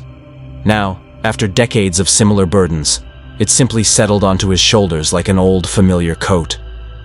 He reached out through the psychic anchor to Anakin, sending a pulse of reassurance and strength. The response came back immediately: gratitude, determination, and underneath it all, fear. But it was manageable fear now. Shared fear, not the isolated terror that Palpatine had been cultivating. We've got this, Charles projected. You're not alone anymore. Thank you, came Anakin's mental reply. For everything. For seeing me as more than just a weapon or a problem to solve. That's what I do, Charles sent back with gentle humor. I see people, Anakin, all of them, even the ones who've forgotten how to see themselves. As the connection faded to background awareness, Charles allowed himself a moment of hope. They had a plan. They had allies. They had time, if only a little. Most importantly, they had truth on their side. The truth about Palpatine's manipulation, about the Jedi's failures, about the war's manufactured nature. Truth was a powerful weapon, and Charles Xavier had spent a lifetime learning how to wield it. The question was, would it be enough? The next 72 hours moved with deceptive calm. Obi-Wan presented the Utapau assault plan to the Council and received immediate approval. General Grievous's location had been confirmed, and eliminating him would cripple Separatist military leadership. Anakin maintained his relationship with Palpatine, attending the theater and diplomatic functions while Charles monitored every interaction through their psychic link. And Padme, once she'd recovered from the shock of learning her husband's mentor was a Sith Lord, had begun quietly investigating Palpatine's emergency powers legislation, looking for legal mechanisms to check his authority.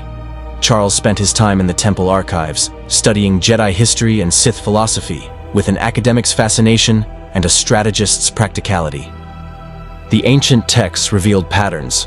The Sith had been thought extinct for a millennium, destroyed after centuries of internal conflict and Jedi opposition. The Rule of Two, established by Darth Bane, had ensured their survival through secrecy. Always two there were, a master and an apprentice, no more, no less. Which meant that if Palpatine was the master and Dooku the apprentice, there was a slot that would soon be empty. Apprentices either ascended to mastery by killing their masters or were replaced by more promising candidates. Charles suspected he knew exactly who Palpatine had chosen as Dooku's replacement. On the third evening, Anakin attended another private meeting with the Chancellor. Charles, sitting in meditation in his temple quarters, activated the psychic link and let his consciousness ride along in Anakin's mind, not controlling, just observing through Anakin's senses. "I'm here," Charles projected reassurance. "Remember, you're just gathering information. Let him talk. The more he reveals, the stronger our case becomes." Palpatine's office was dim, lit only by the glow of Coruscant's endless cityscape. The Chancellor sat behind his desk, his grandfatherly expression carefully composed, but Charles could sense the predatory focus beneath. "Anakin, my boy," Palpatine began warmly, "I'm so glad you could make time. I know your duties keep you tremendously busy. How goes the war?" "We're making progress, Chancellor," Anakin replied, his shields firm. "Master Kenobi will be leading an assault on Utapau soon. If we can eliminate Grievous, the Separatists' military effectiveness will be severely compromised."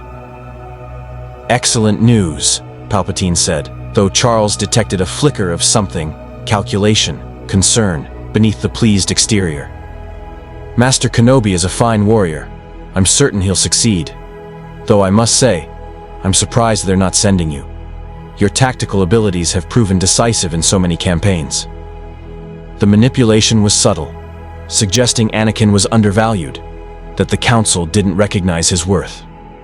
Charles projected calm through the link, reminding Anakin of the pattern they'd discussed. "The Council has their reasons," Anakin said neutrally. "I'm needed here on Coruscant for the moment."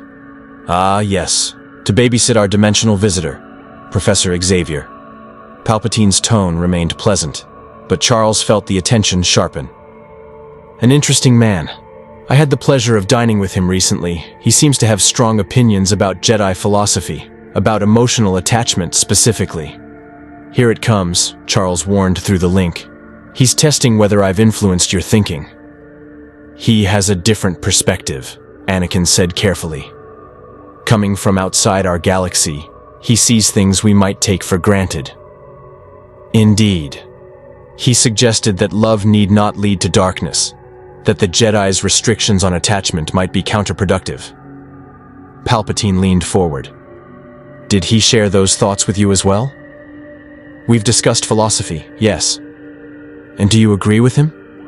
Do you think the Jedi are wrong to forbid love?" The trap was obvious now. Get Anakin to admit he disagreed with Jedi doctrine, further isolate him from the Order. Charles felt Anakin's anger spike and sent calming thoughts, helping him maintain composure. "I think," Anakin said slowly, "that every philosophy has limitations. The Jedi way has served the galaxy for thousands of years, but that doesn't mean it's perfect. Professor Xavier has experience with people who have extraordinary abilities, and his insights are valuable. But I'm still a Jedi, Chancellor. I still believe in the Order's essential mission." It was a masterful deflection, acknowledging Xavier's influence without rejecting Jedi identity. Charles felt a surge of pride. Anakin was learning, adapting, thinking strategically rather than emotionally. Palpatine's expression remained pleasant, but Charles sensed frustration beneath. The young Jedi wasn't responding to manipulation as reliably as before. Of course. I merely worry that outsider influence might create conflicts of loyalty. The professor is an unknown quantity, Anakin. We don't know his true motivations or what he hopes to gain from inserting himself into Republic affairs. He wants to go home, Anakin said simply. Everything else is just trying to understand where he is and how to return to his own universe. Is it? Palpatine's voice dropped to something more intimate. Anakin, you're young, powerful, and important to the Republic's future. You're exactly the kind of person someone with telepathic abilities might want to influence. Control, even. Have you considered that Xavier might be manipulating you, reshaping your thoughts to serve his own agenda? Charles felt Anakin's shields waver. The suggestion struck at deep insecurities about losing control, about being used. Quickly, Charles projected a counter-thought. He's projecting. Everything he's accusing me of is what he's been doing to you for years. Classic manipulation technique. Professor Xavier has been transparent about his abilities, Anakin said, his voice steadier. He asks permission before entering minds. He explains what he's doing, and he's bound by ethical principles that prevent him from controlling people against their will. That's more respect than many Force users show. Palpatine's eyes narrowed fractionally, barely noticeable, but Charles caught it through Anakin's perception. The Sith Lord was realizing he was losing ground, that the carefully cultivated relationship was being undermined by telepathic intervention. Perhaps, Palpatine said, but Anakin, I must speak frankly. I've been hearing troubling things from my sources in the Jedi Temple. Whispers about your performance, concerns about your emotional stability. The Council doesn't trust you, my boy. They fear your power, and they're looking for reasons to restrict you further. Professor Xavier's arrival has only exacerbated their concerns. Half-truths mixed with lies, Charles provided. The Council does have concerns, but they're not looking to restrict you. Not anymore. Obi-Wan and I made sure of that. What kind of whispers? Anakin asked, playing along. That you're too close to me. That our friendship represents a conflict of interest. That your marriage, yes, Anakin, I know about Senator Amidala, makes you a security risk. Some on the Council apparently believe you should be removed from active duty until your loyalties can be clarified. It was a lie, Charles knew immediately. A calculated lie designed to make Anakin feel betrayed by the Jedi, to push him further toward Palpatine's camp. The Chancellor was escalating his manipulation, likely because he sensed his window of opportunity closing. Complete fabrication, Charles projected. He's panicking because you're pulling away. Don't take the bait. That's concerning, Anakin said, his voice carefully neutral. Has the Council formally discussed this? Not yet. But these things have a way of becoming official very quickly, once the whispers reach critical mass. Palpatine's expression became gravely sympathetic. Anakin, I tell you this as your friend. You need to be prepared for the possibility that the Jedi Order will turn on you. And when that happens, you'll need allies who see your true value. Who understand that power and passion aren't sins to be suppressed but gifts to be embraced. There it was, the explicit recruitment pitch. Charles had expected subtlety, more gradual grooming, but Palpatine was moving faster now, trying to secure Anakin's allegiance before Obi-Wan's mission to Utapau could expose the Separatist Republic connection. Chancellor, Anakin said quietly, are you suggesting I should leave the Jedi Order? I'm suggesting you should keep your options open, Palpatine replied smoothly. The war won't last forever. When it ends, the galaxy will need strong leadership. People who aren't constrained by outdated dogma, who can make the hard decisions necessary to maintain peace. You could be that leader, Anakin, with the right guidance. He's offering you Dooku's place, Charles projected urgently. He's preparing to dispose of his current apprentice, and wants you as replacement. This is it, the confirmation we needed. Anakin's mechanical hand clenched beneath the table where Palpatine couldn't see. That's a lot to consider, Chancellor. I'm not sure I'm ready to make that kind of decision. Of course not yet. But think about it. Think about what you could accomplish without the Council's restrictions. Think about the power you could wield to protect the people you love, to prevent the tragedies you've foreseen in your visions. Palpatine's voice became hypnotic, carrying undertones of force persuasion that made even Charles's non-force-sensitive consciousness feel the pull. I can teach you things the Jedi would never share, Anakin. Ancient knowledge, the ability to prevent death itself. All you have to do is trust me. The dark side swirled in the room like smoke, invisible to normal perception but thick enough that Charles could feel it through the psychic link. Seductive, promising, whispering of easy solutions to impossible problems. Anakin's fear for Padme surged, his desperation to save her overriding rational thought. No. Charles pushed through the link with everything he had, flooding Anakin's consciousness with counter-arguments, with memories of their conversations, with the simple truth that Palpatine was lying. He's doing it right now, Anakin. Manipulating you, using your fear against you. Fight it. Remember who you are. Remember what you're fighting for. Anakin gasped slightly, his eyes clearing as Charles's telepathic intervention broke through the Force persuasion. Palpatine noticed immediately, his expression flickering with anger before settling back into grandfatherly concern. Anakin, are you all right? I'm fine, Anakin said, though his voice shook slightly. Just a lot to process. Chancellor, I appreciate everything you've done for me, but I need time to think. This conversation has given me much to consider. Palpatine studied him intently, and Charles felt the Sith Lord's attention like a blade. Sharp, dangerous, probing for weakness. Of course, my boy. Take all the time you need. But remember, when the moment comes to choose sides, and it will come very soon, make sure you choose the winning side. It would break my heart to see you destroyed by the Jedi's paranoia. The threat was barely veiled now. Palpatine was setting the stage for something. Some coming confrontation where Anakin would be forced to declare his loyalty. Charles filed that away. They were running out of time faster than anticipated.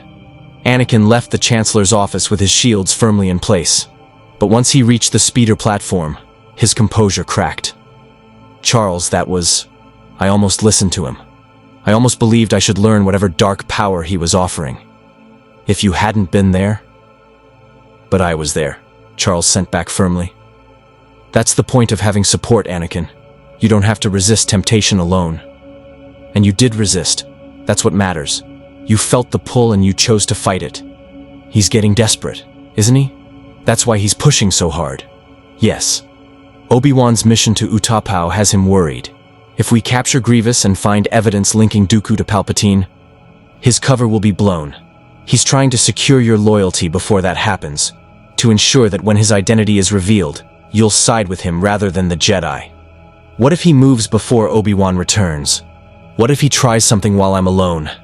Then you reach out to me immediately, and we face him together. But Anakin, I need you to promise me something. Promise that no matter what he offers, no matter what power he claims he can give you, you won't accept it without talking to me first. Even if Padme's life hangs in the balance, especially if her life hangs in the balance, you come to me before making any deals. There was a long pause in the psychic connection, and Charles felt Anakin's internal struggle.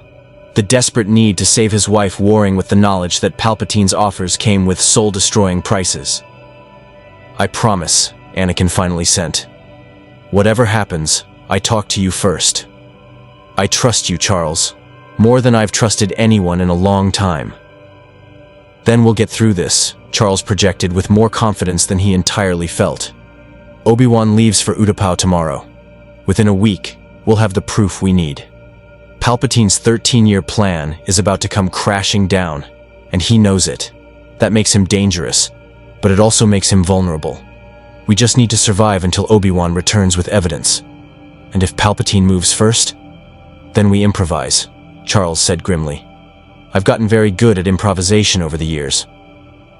As Anakin's speeder lifted off toward Padme's apartment, Charles withdrew from the psychic link and sat in meditation, processing everything he'd witnessed. Palpatine's offer of teaching Anakin to prevent death wasn't metaphorical. It was specific, deliberate, the exact hook needed to exploit Anakin's greatest fear. which meant the Sith Lord either genuinely possessed such knowledge or was confident enough in his lies to make explicit promises.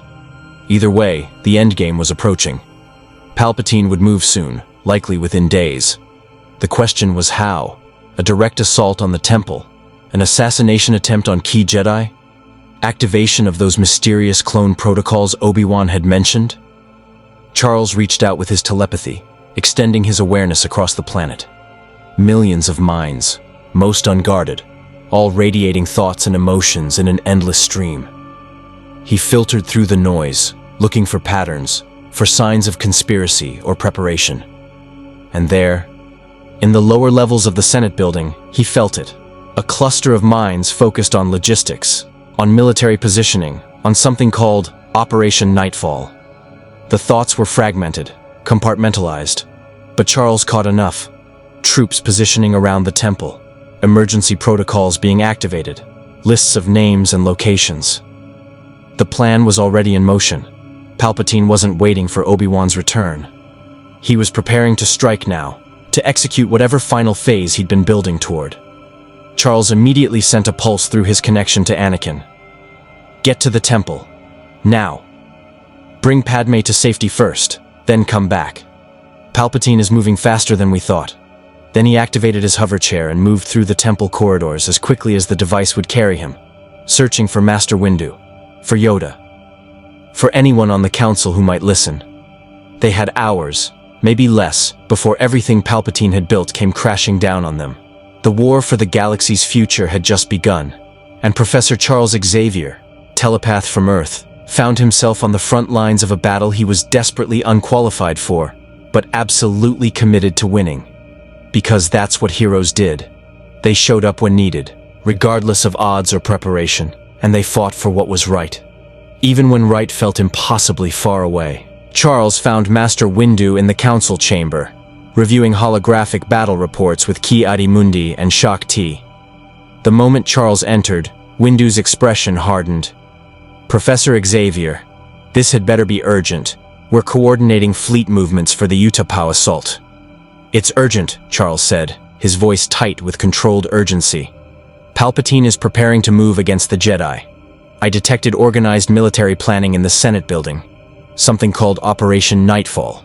Troop positioning around the temple, target lists, emergency protocols.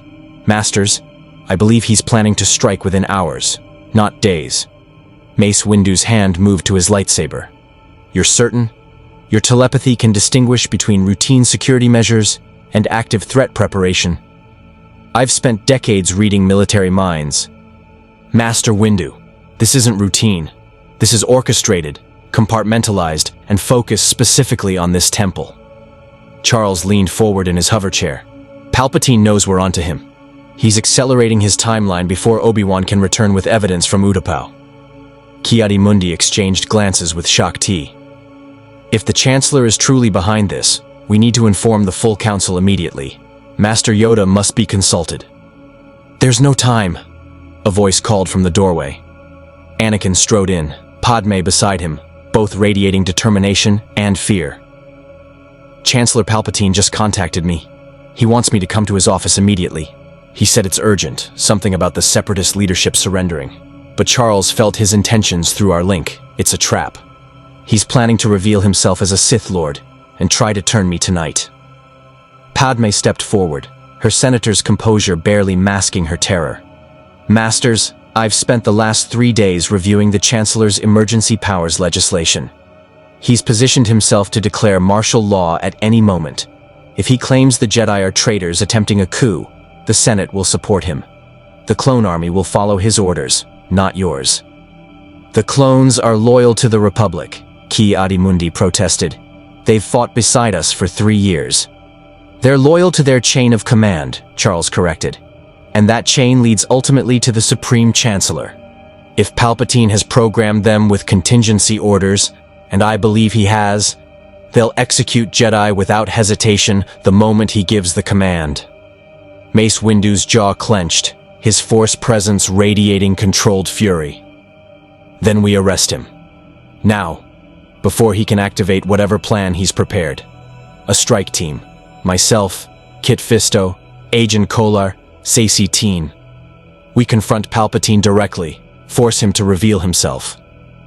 That's exactly what he wants, Charles warned.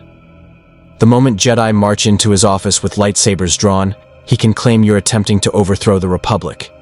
Even if you succeed in killing him, you'll have handed the Sith victory. The Jedi will be branded traitors, hunted across the galaxy. Then what do you suggest? Shaak Ti challenged. We cannot simply allow a Sith Lord to continue operating as head of state.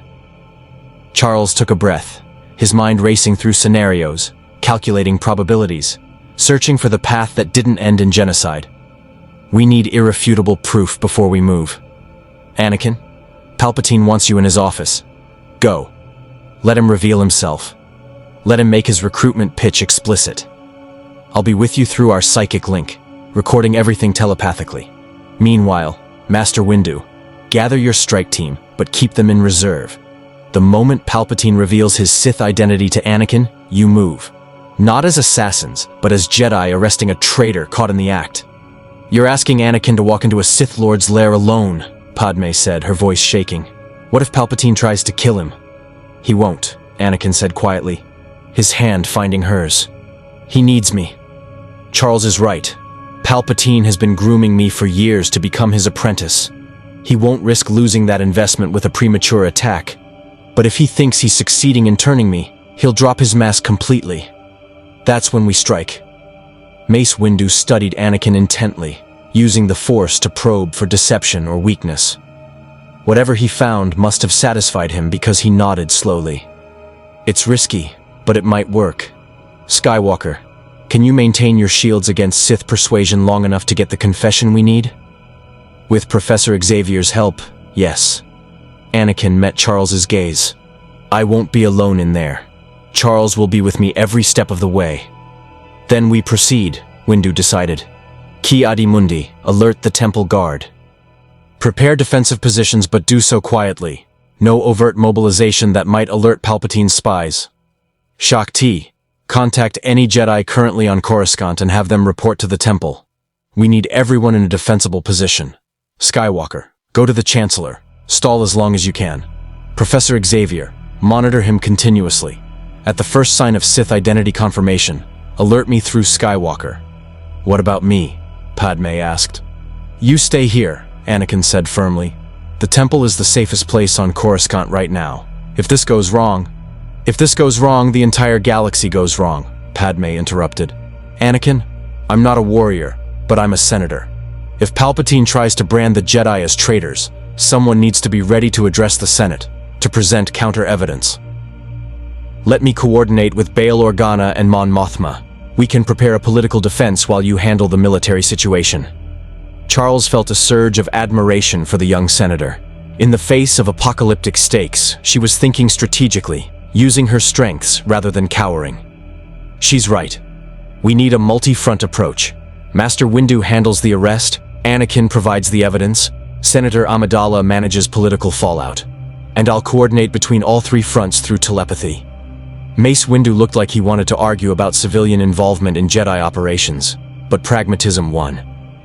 Fine. But Senator, you operate from inside the temple. No leaving until this is resolved. Agreed, Padme said. Anakin pulled her aside, and Charles politely withdrew his telepathic attention to give them privacy for their goodbye. When Anakin returned, his expression was set with grim determination. I'm ready. Let's end this. As Anakin left for the Senate building, Charles settled into deep meditation, his consciousness following through the psychic anchor they'd established. He could see through Anakin's eyes, feel his emotional state, even whisper suggestions that would seem like Anakin's own thoughts. It was intimate and invasive in ways that made Charles uncomfortable, but necessary. The speeder flight took minutes that felt like hours. Coruscant's evening traffic flowed around them, billions of beings unaware that their entire civilization teetered on the edge of darkness.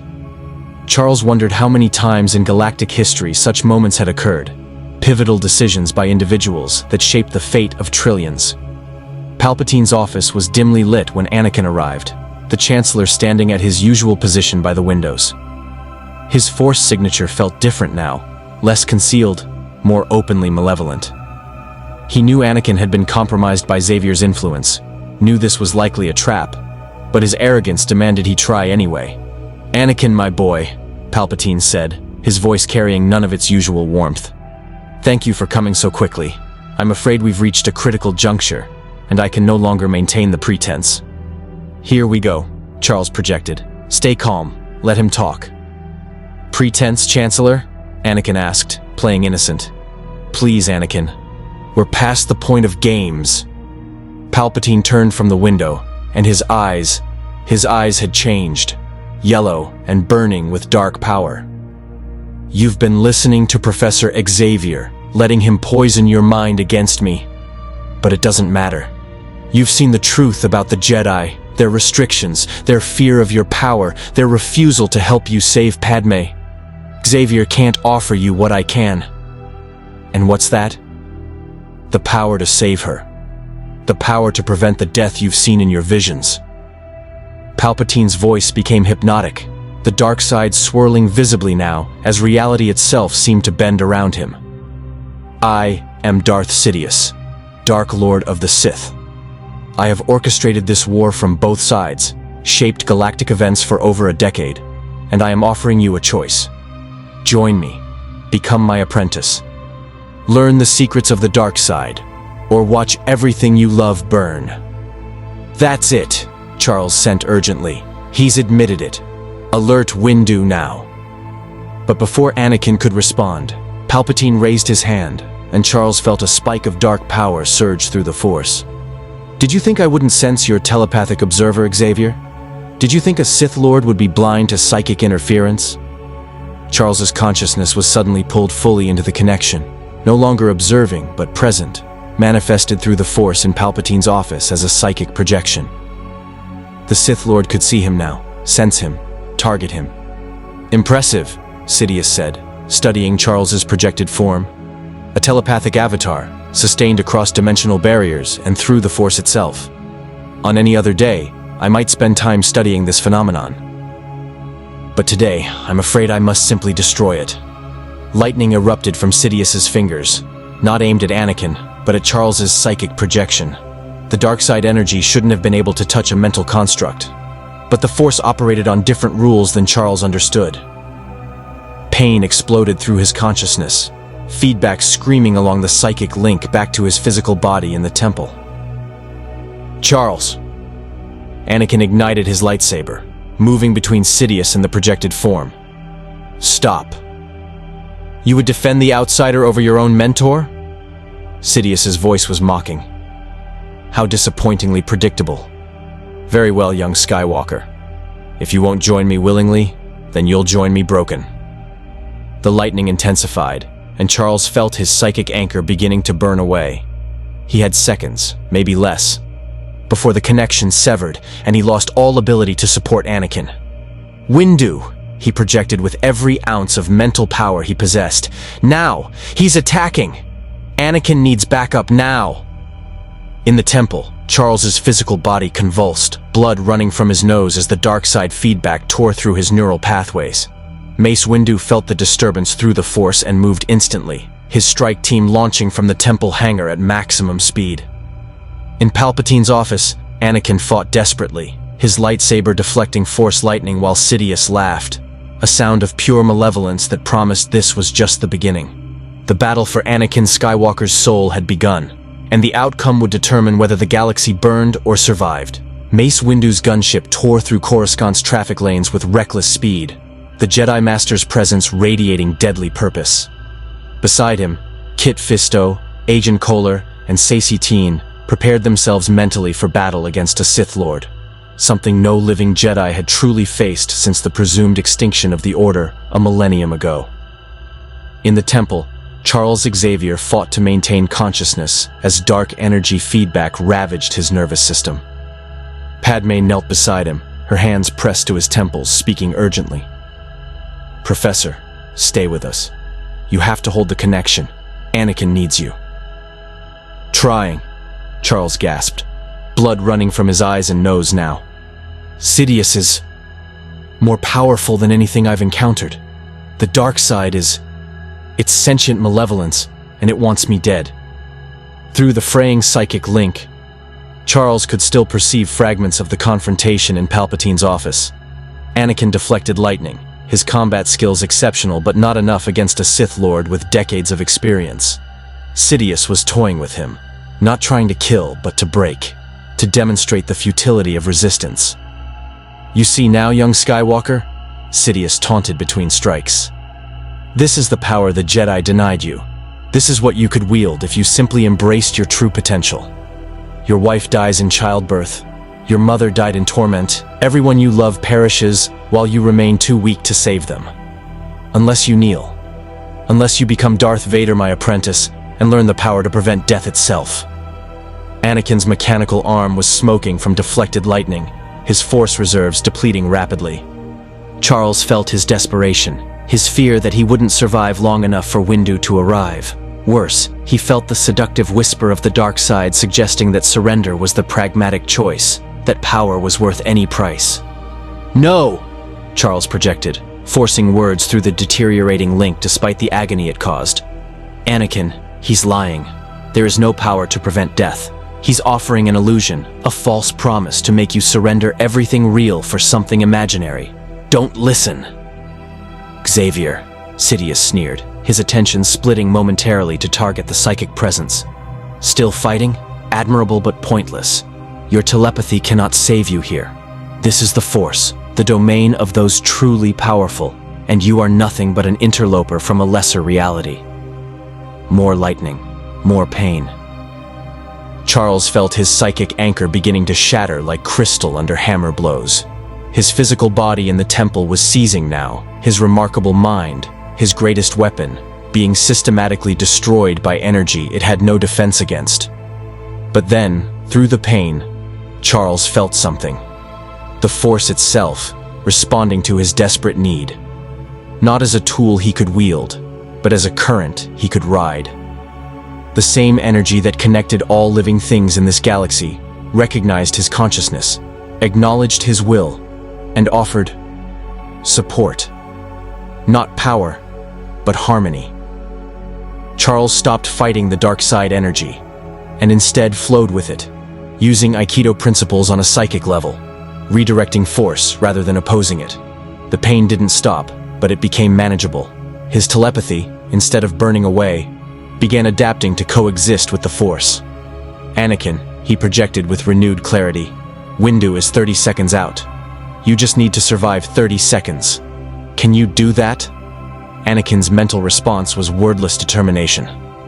He shifted his combat style from defense to evasion, using Force-enhanced speed to dodge rather than deflect, buying time rather than trying to win.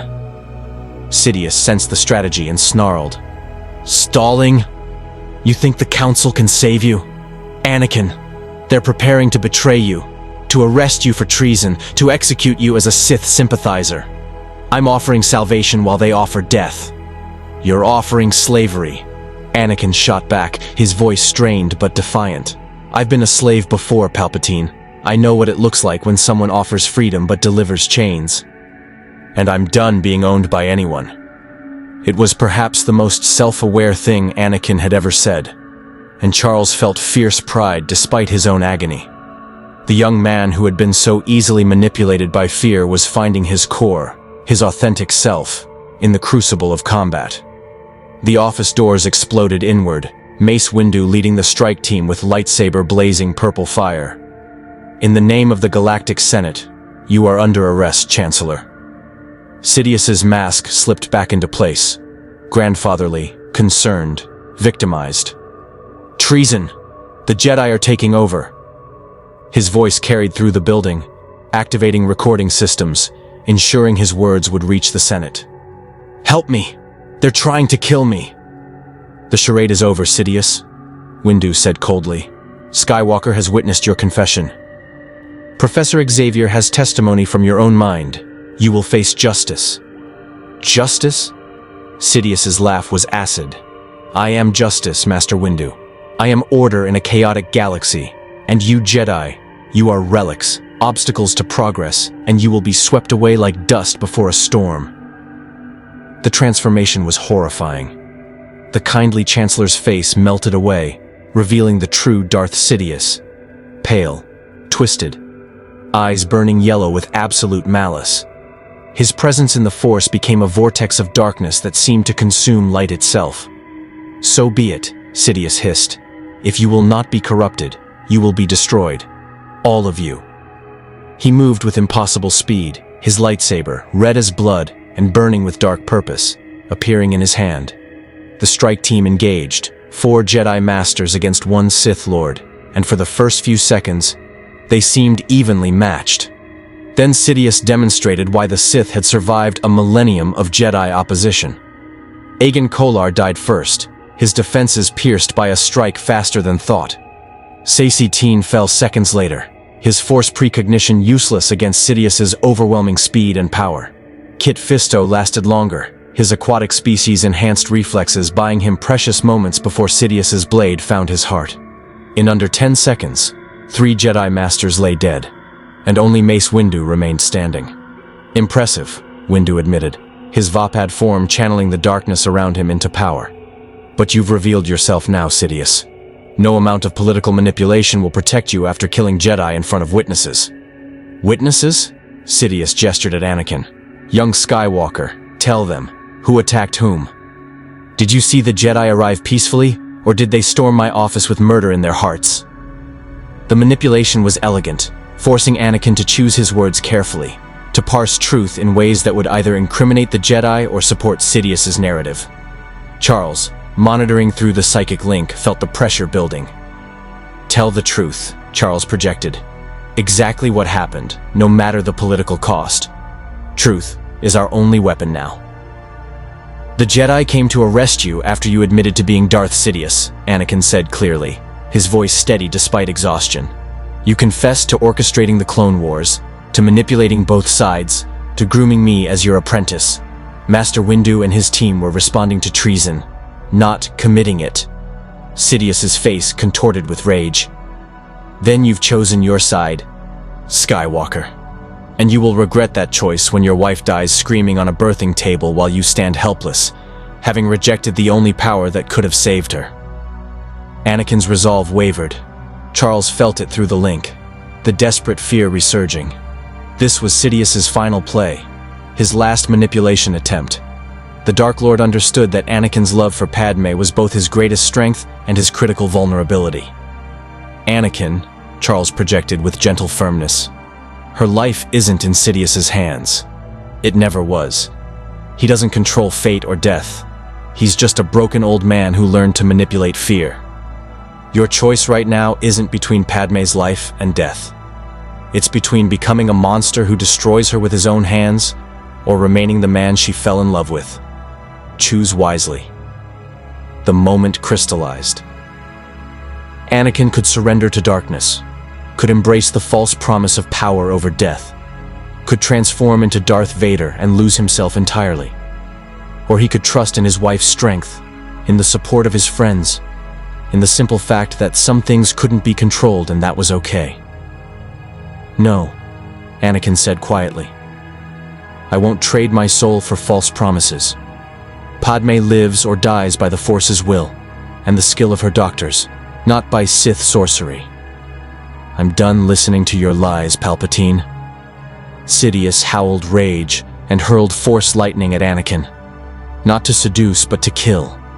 Anakin raised his blade to deflect, knowing it wouldn't be enough, knowing he was about to die. Mace Windu's lightsaber intercepted the lightning, his Vapad form absorbing and redirecting the dark energy.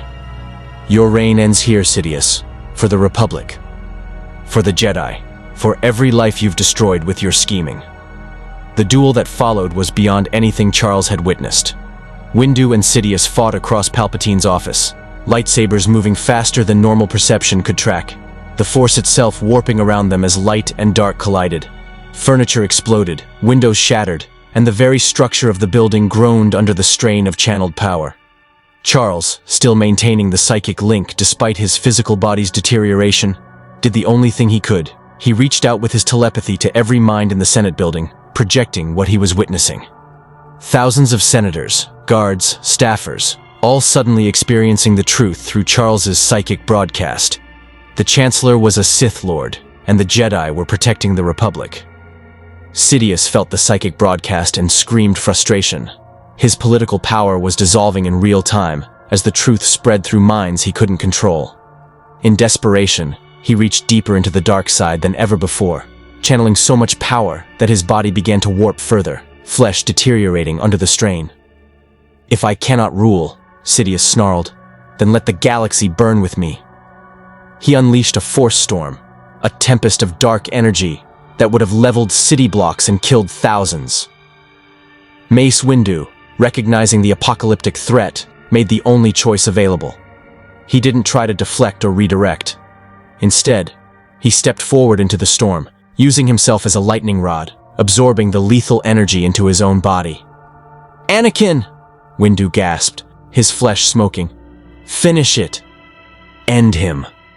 Anakin moved without hesitation, his lightsaber striking true.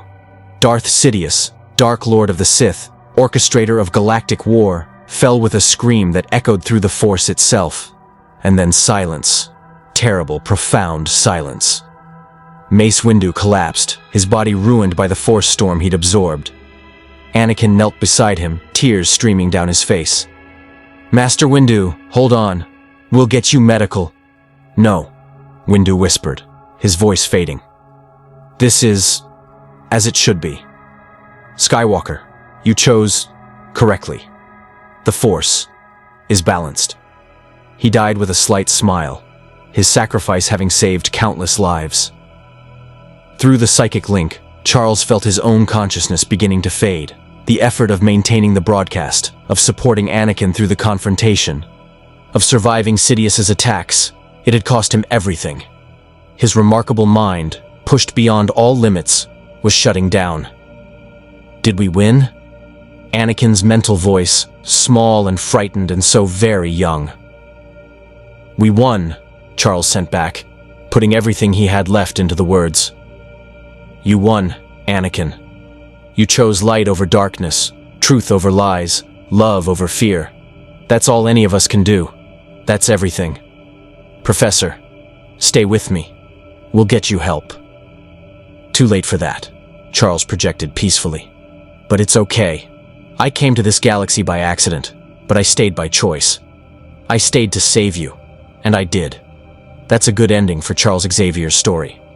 "No, you can't. We need you. I need you." "You don't need me anymore," Charles sent gently. "You have Padme, Obi-Wan, friends who love you. You have yourself, the real you. Not Palpatine's corrupted version. Trust in that. Trust in love. And Anakin? When your children are born, and they will be born healthy, I promise you, tell them about the telepath from another universe who believed in their father even when he didn't believe in himself." The psychic link dissolved. Charles Xavier's consciousness, stretched across dimensions and sustained by will alone, finally released its grip on this strange galaxy. His last thought, as darkness closed in, was satisfaction. He had saved a soul. He had prevented a galaxy's fall into tyranny. He had done what he always did. Fought for the vulnerable, believed in redemption, and refused to accept that anyone was beyond saving. For Professor Charles Xavier, that was more than enough. The aftermath reshaped the galaxy.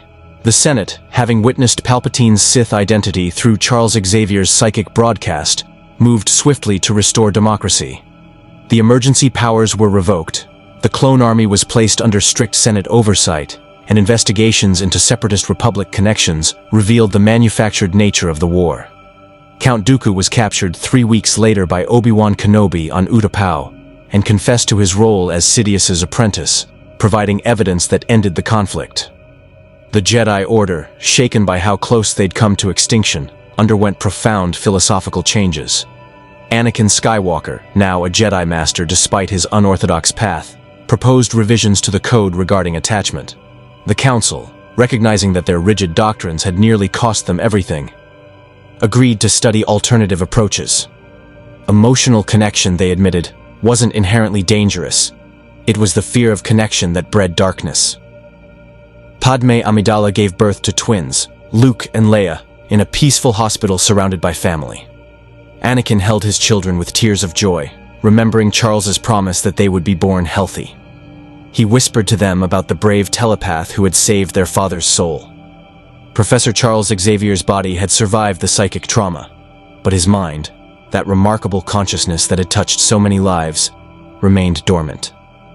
The Jedi healers worked tirelessly, using the Force to repair neural pathways destroyed by dark side energy. On the 47th day, his eyes opened. He remembered nothing of the battle, nothing of Sidious or Anakin's choice or his own sacrifice. The price of channeling power beyond his limits had been his memory of this galaxy's most critical hours. But he remembered Anakin, remembered caring for a young man in pain, and that was enough. "Did I help?" he asked weakly. "You saved the galaxy," Anakin told him, holding his mentor's hand. "And you saved me. You gave me back my choice." Charles smiled, content. "That's what I do, one broken soul at a time." Eventually, the Force provided what science could not, a pathway home.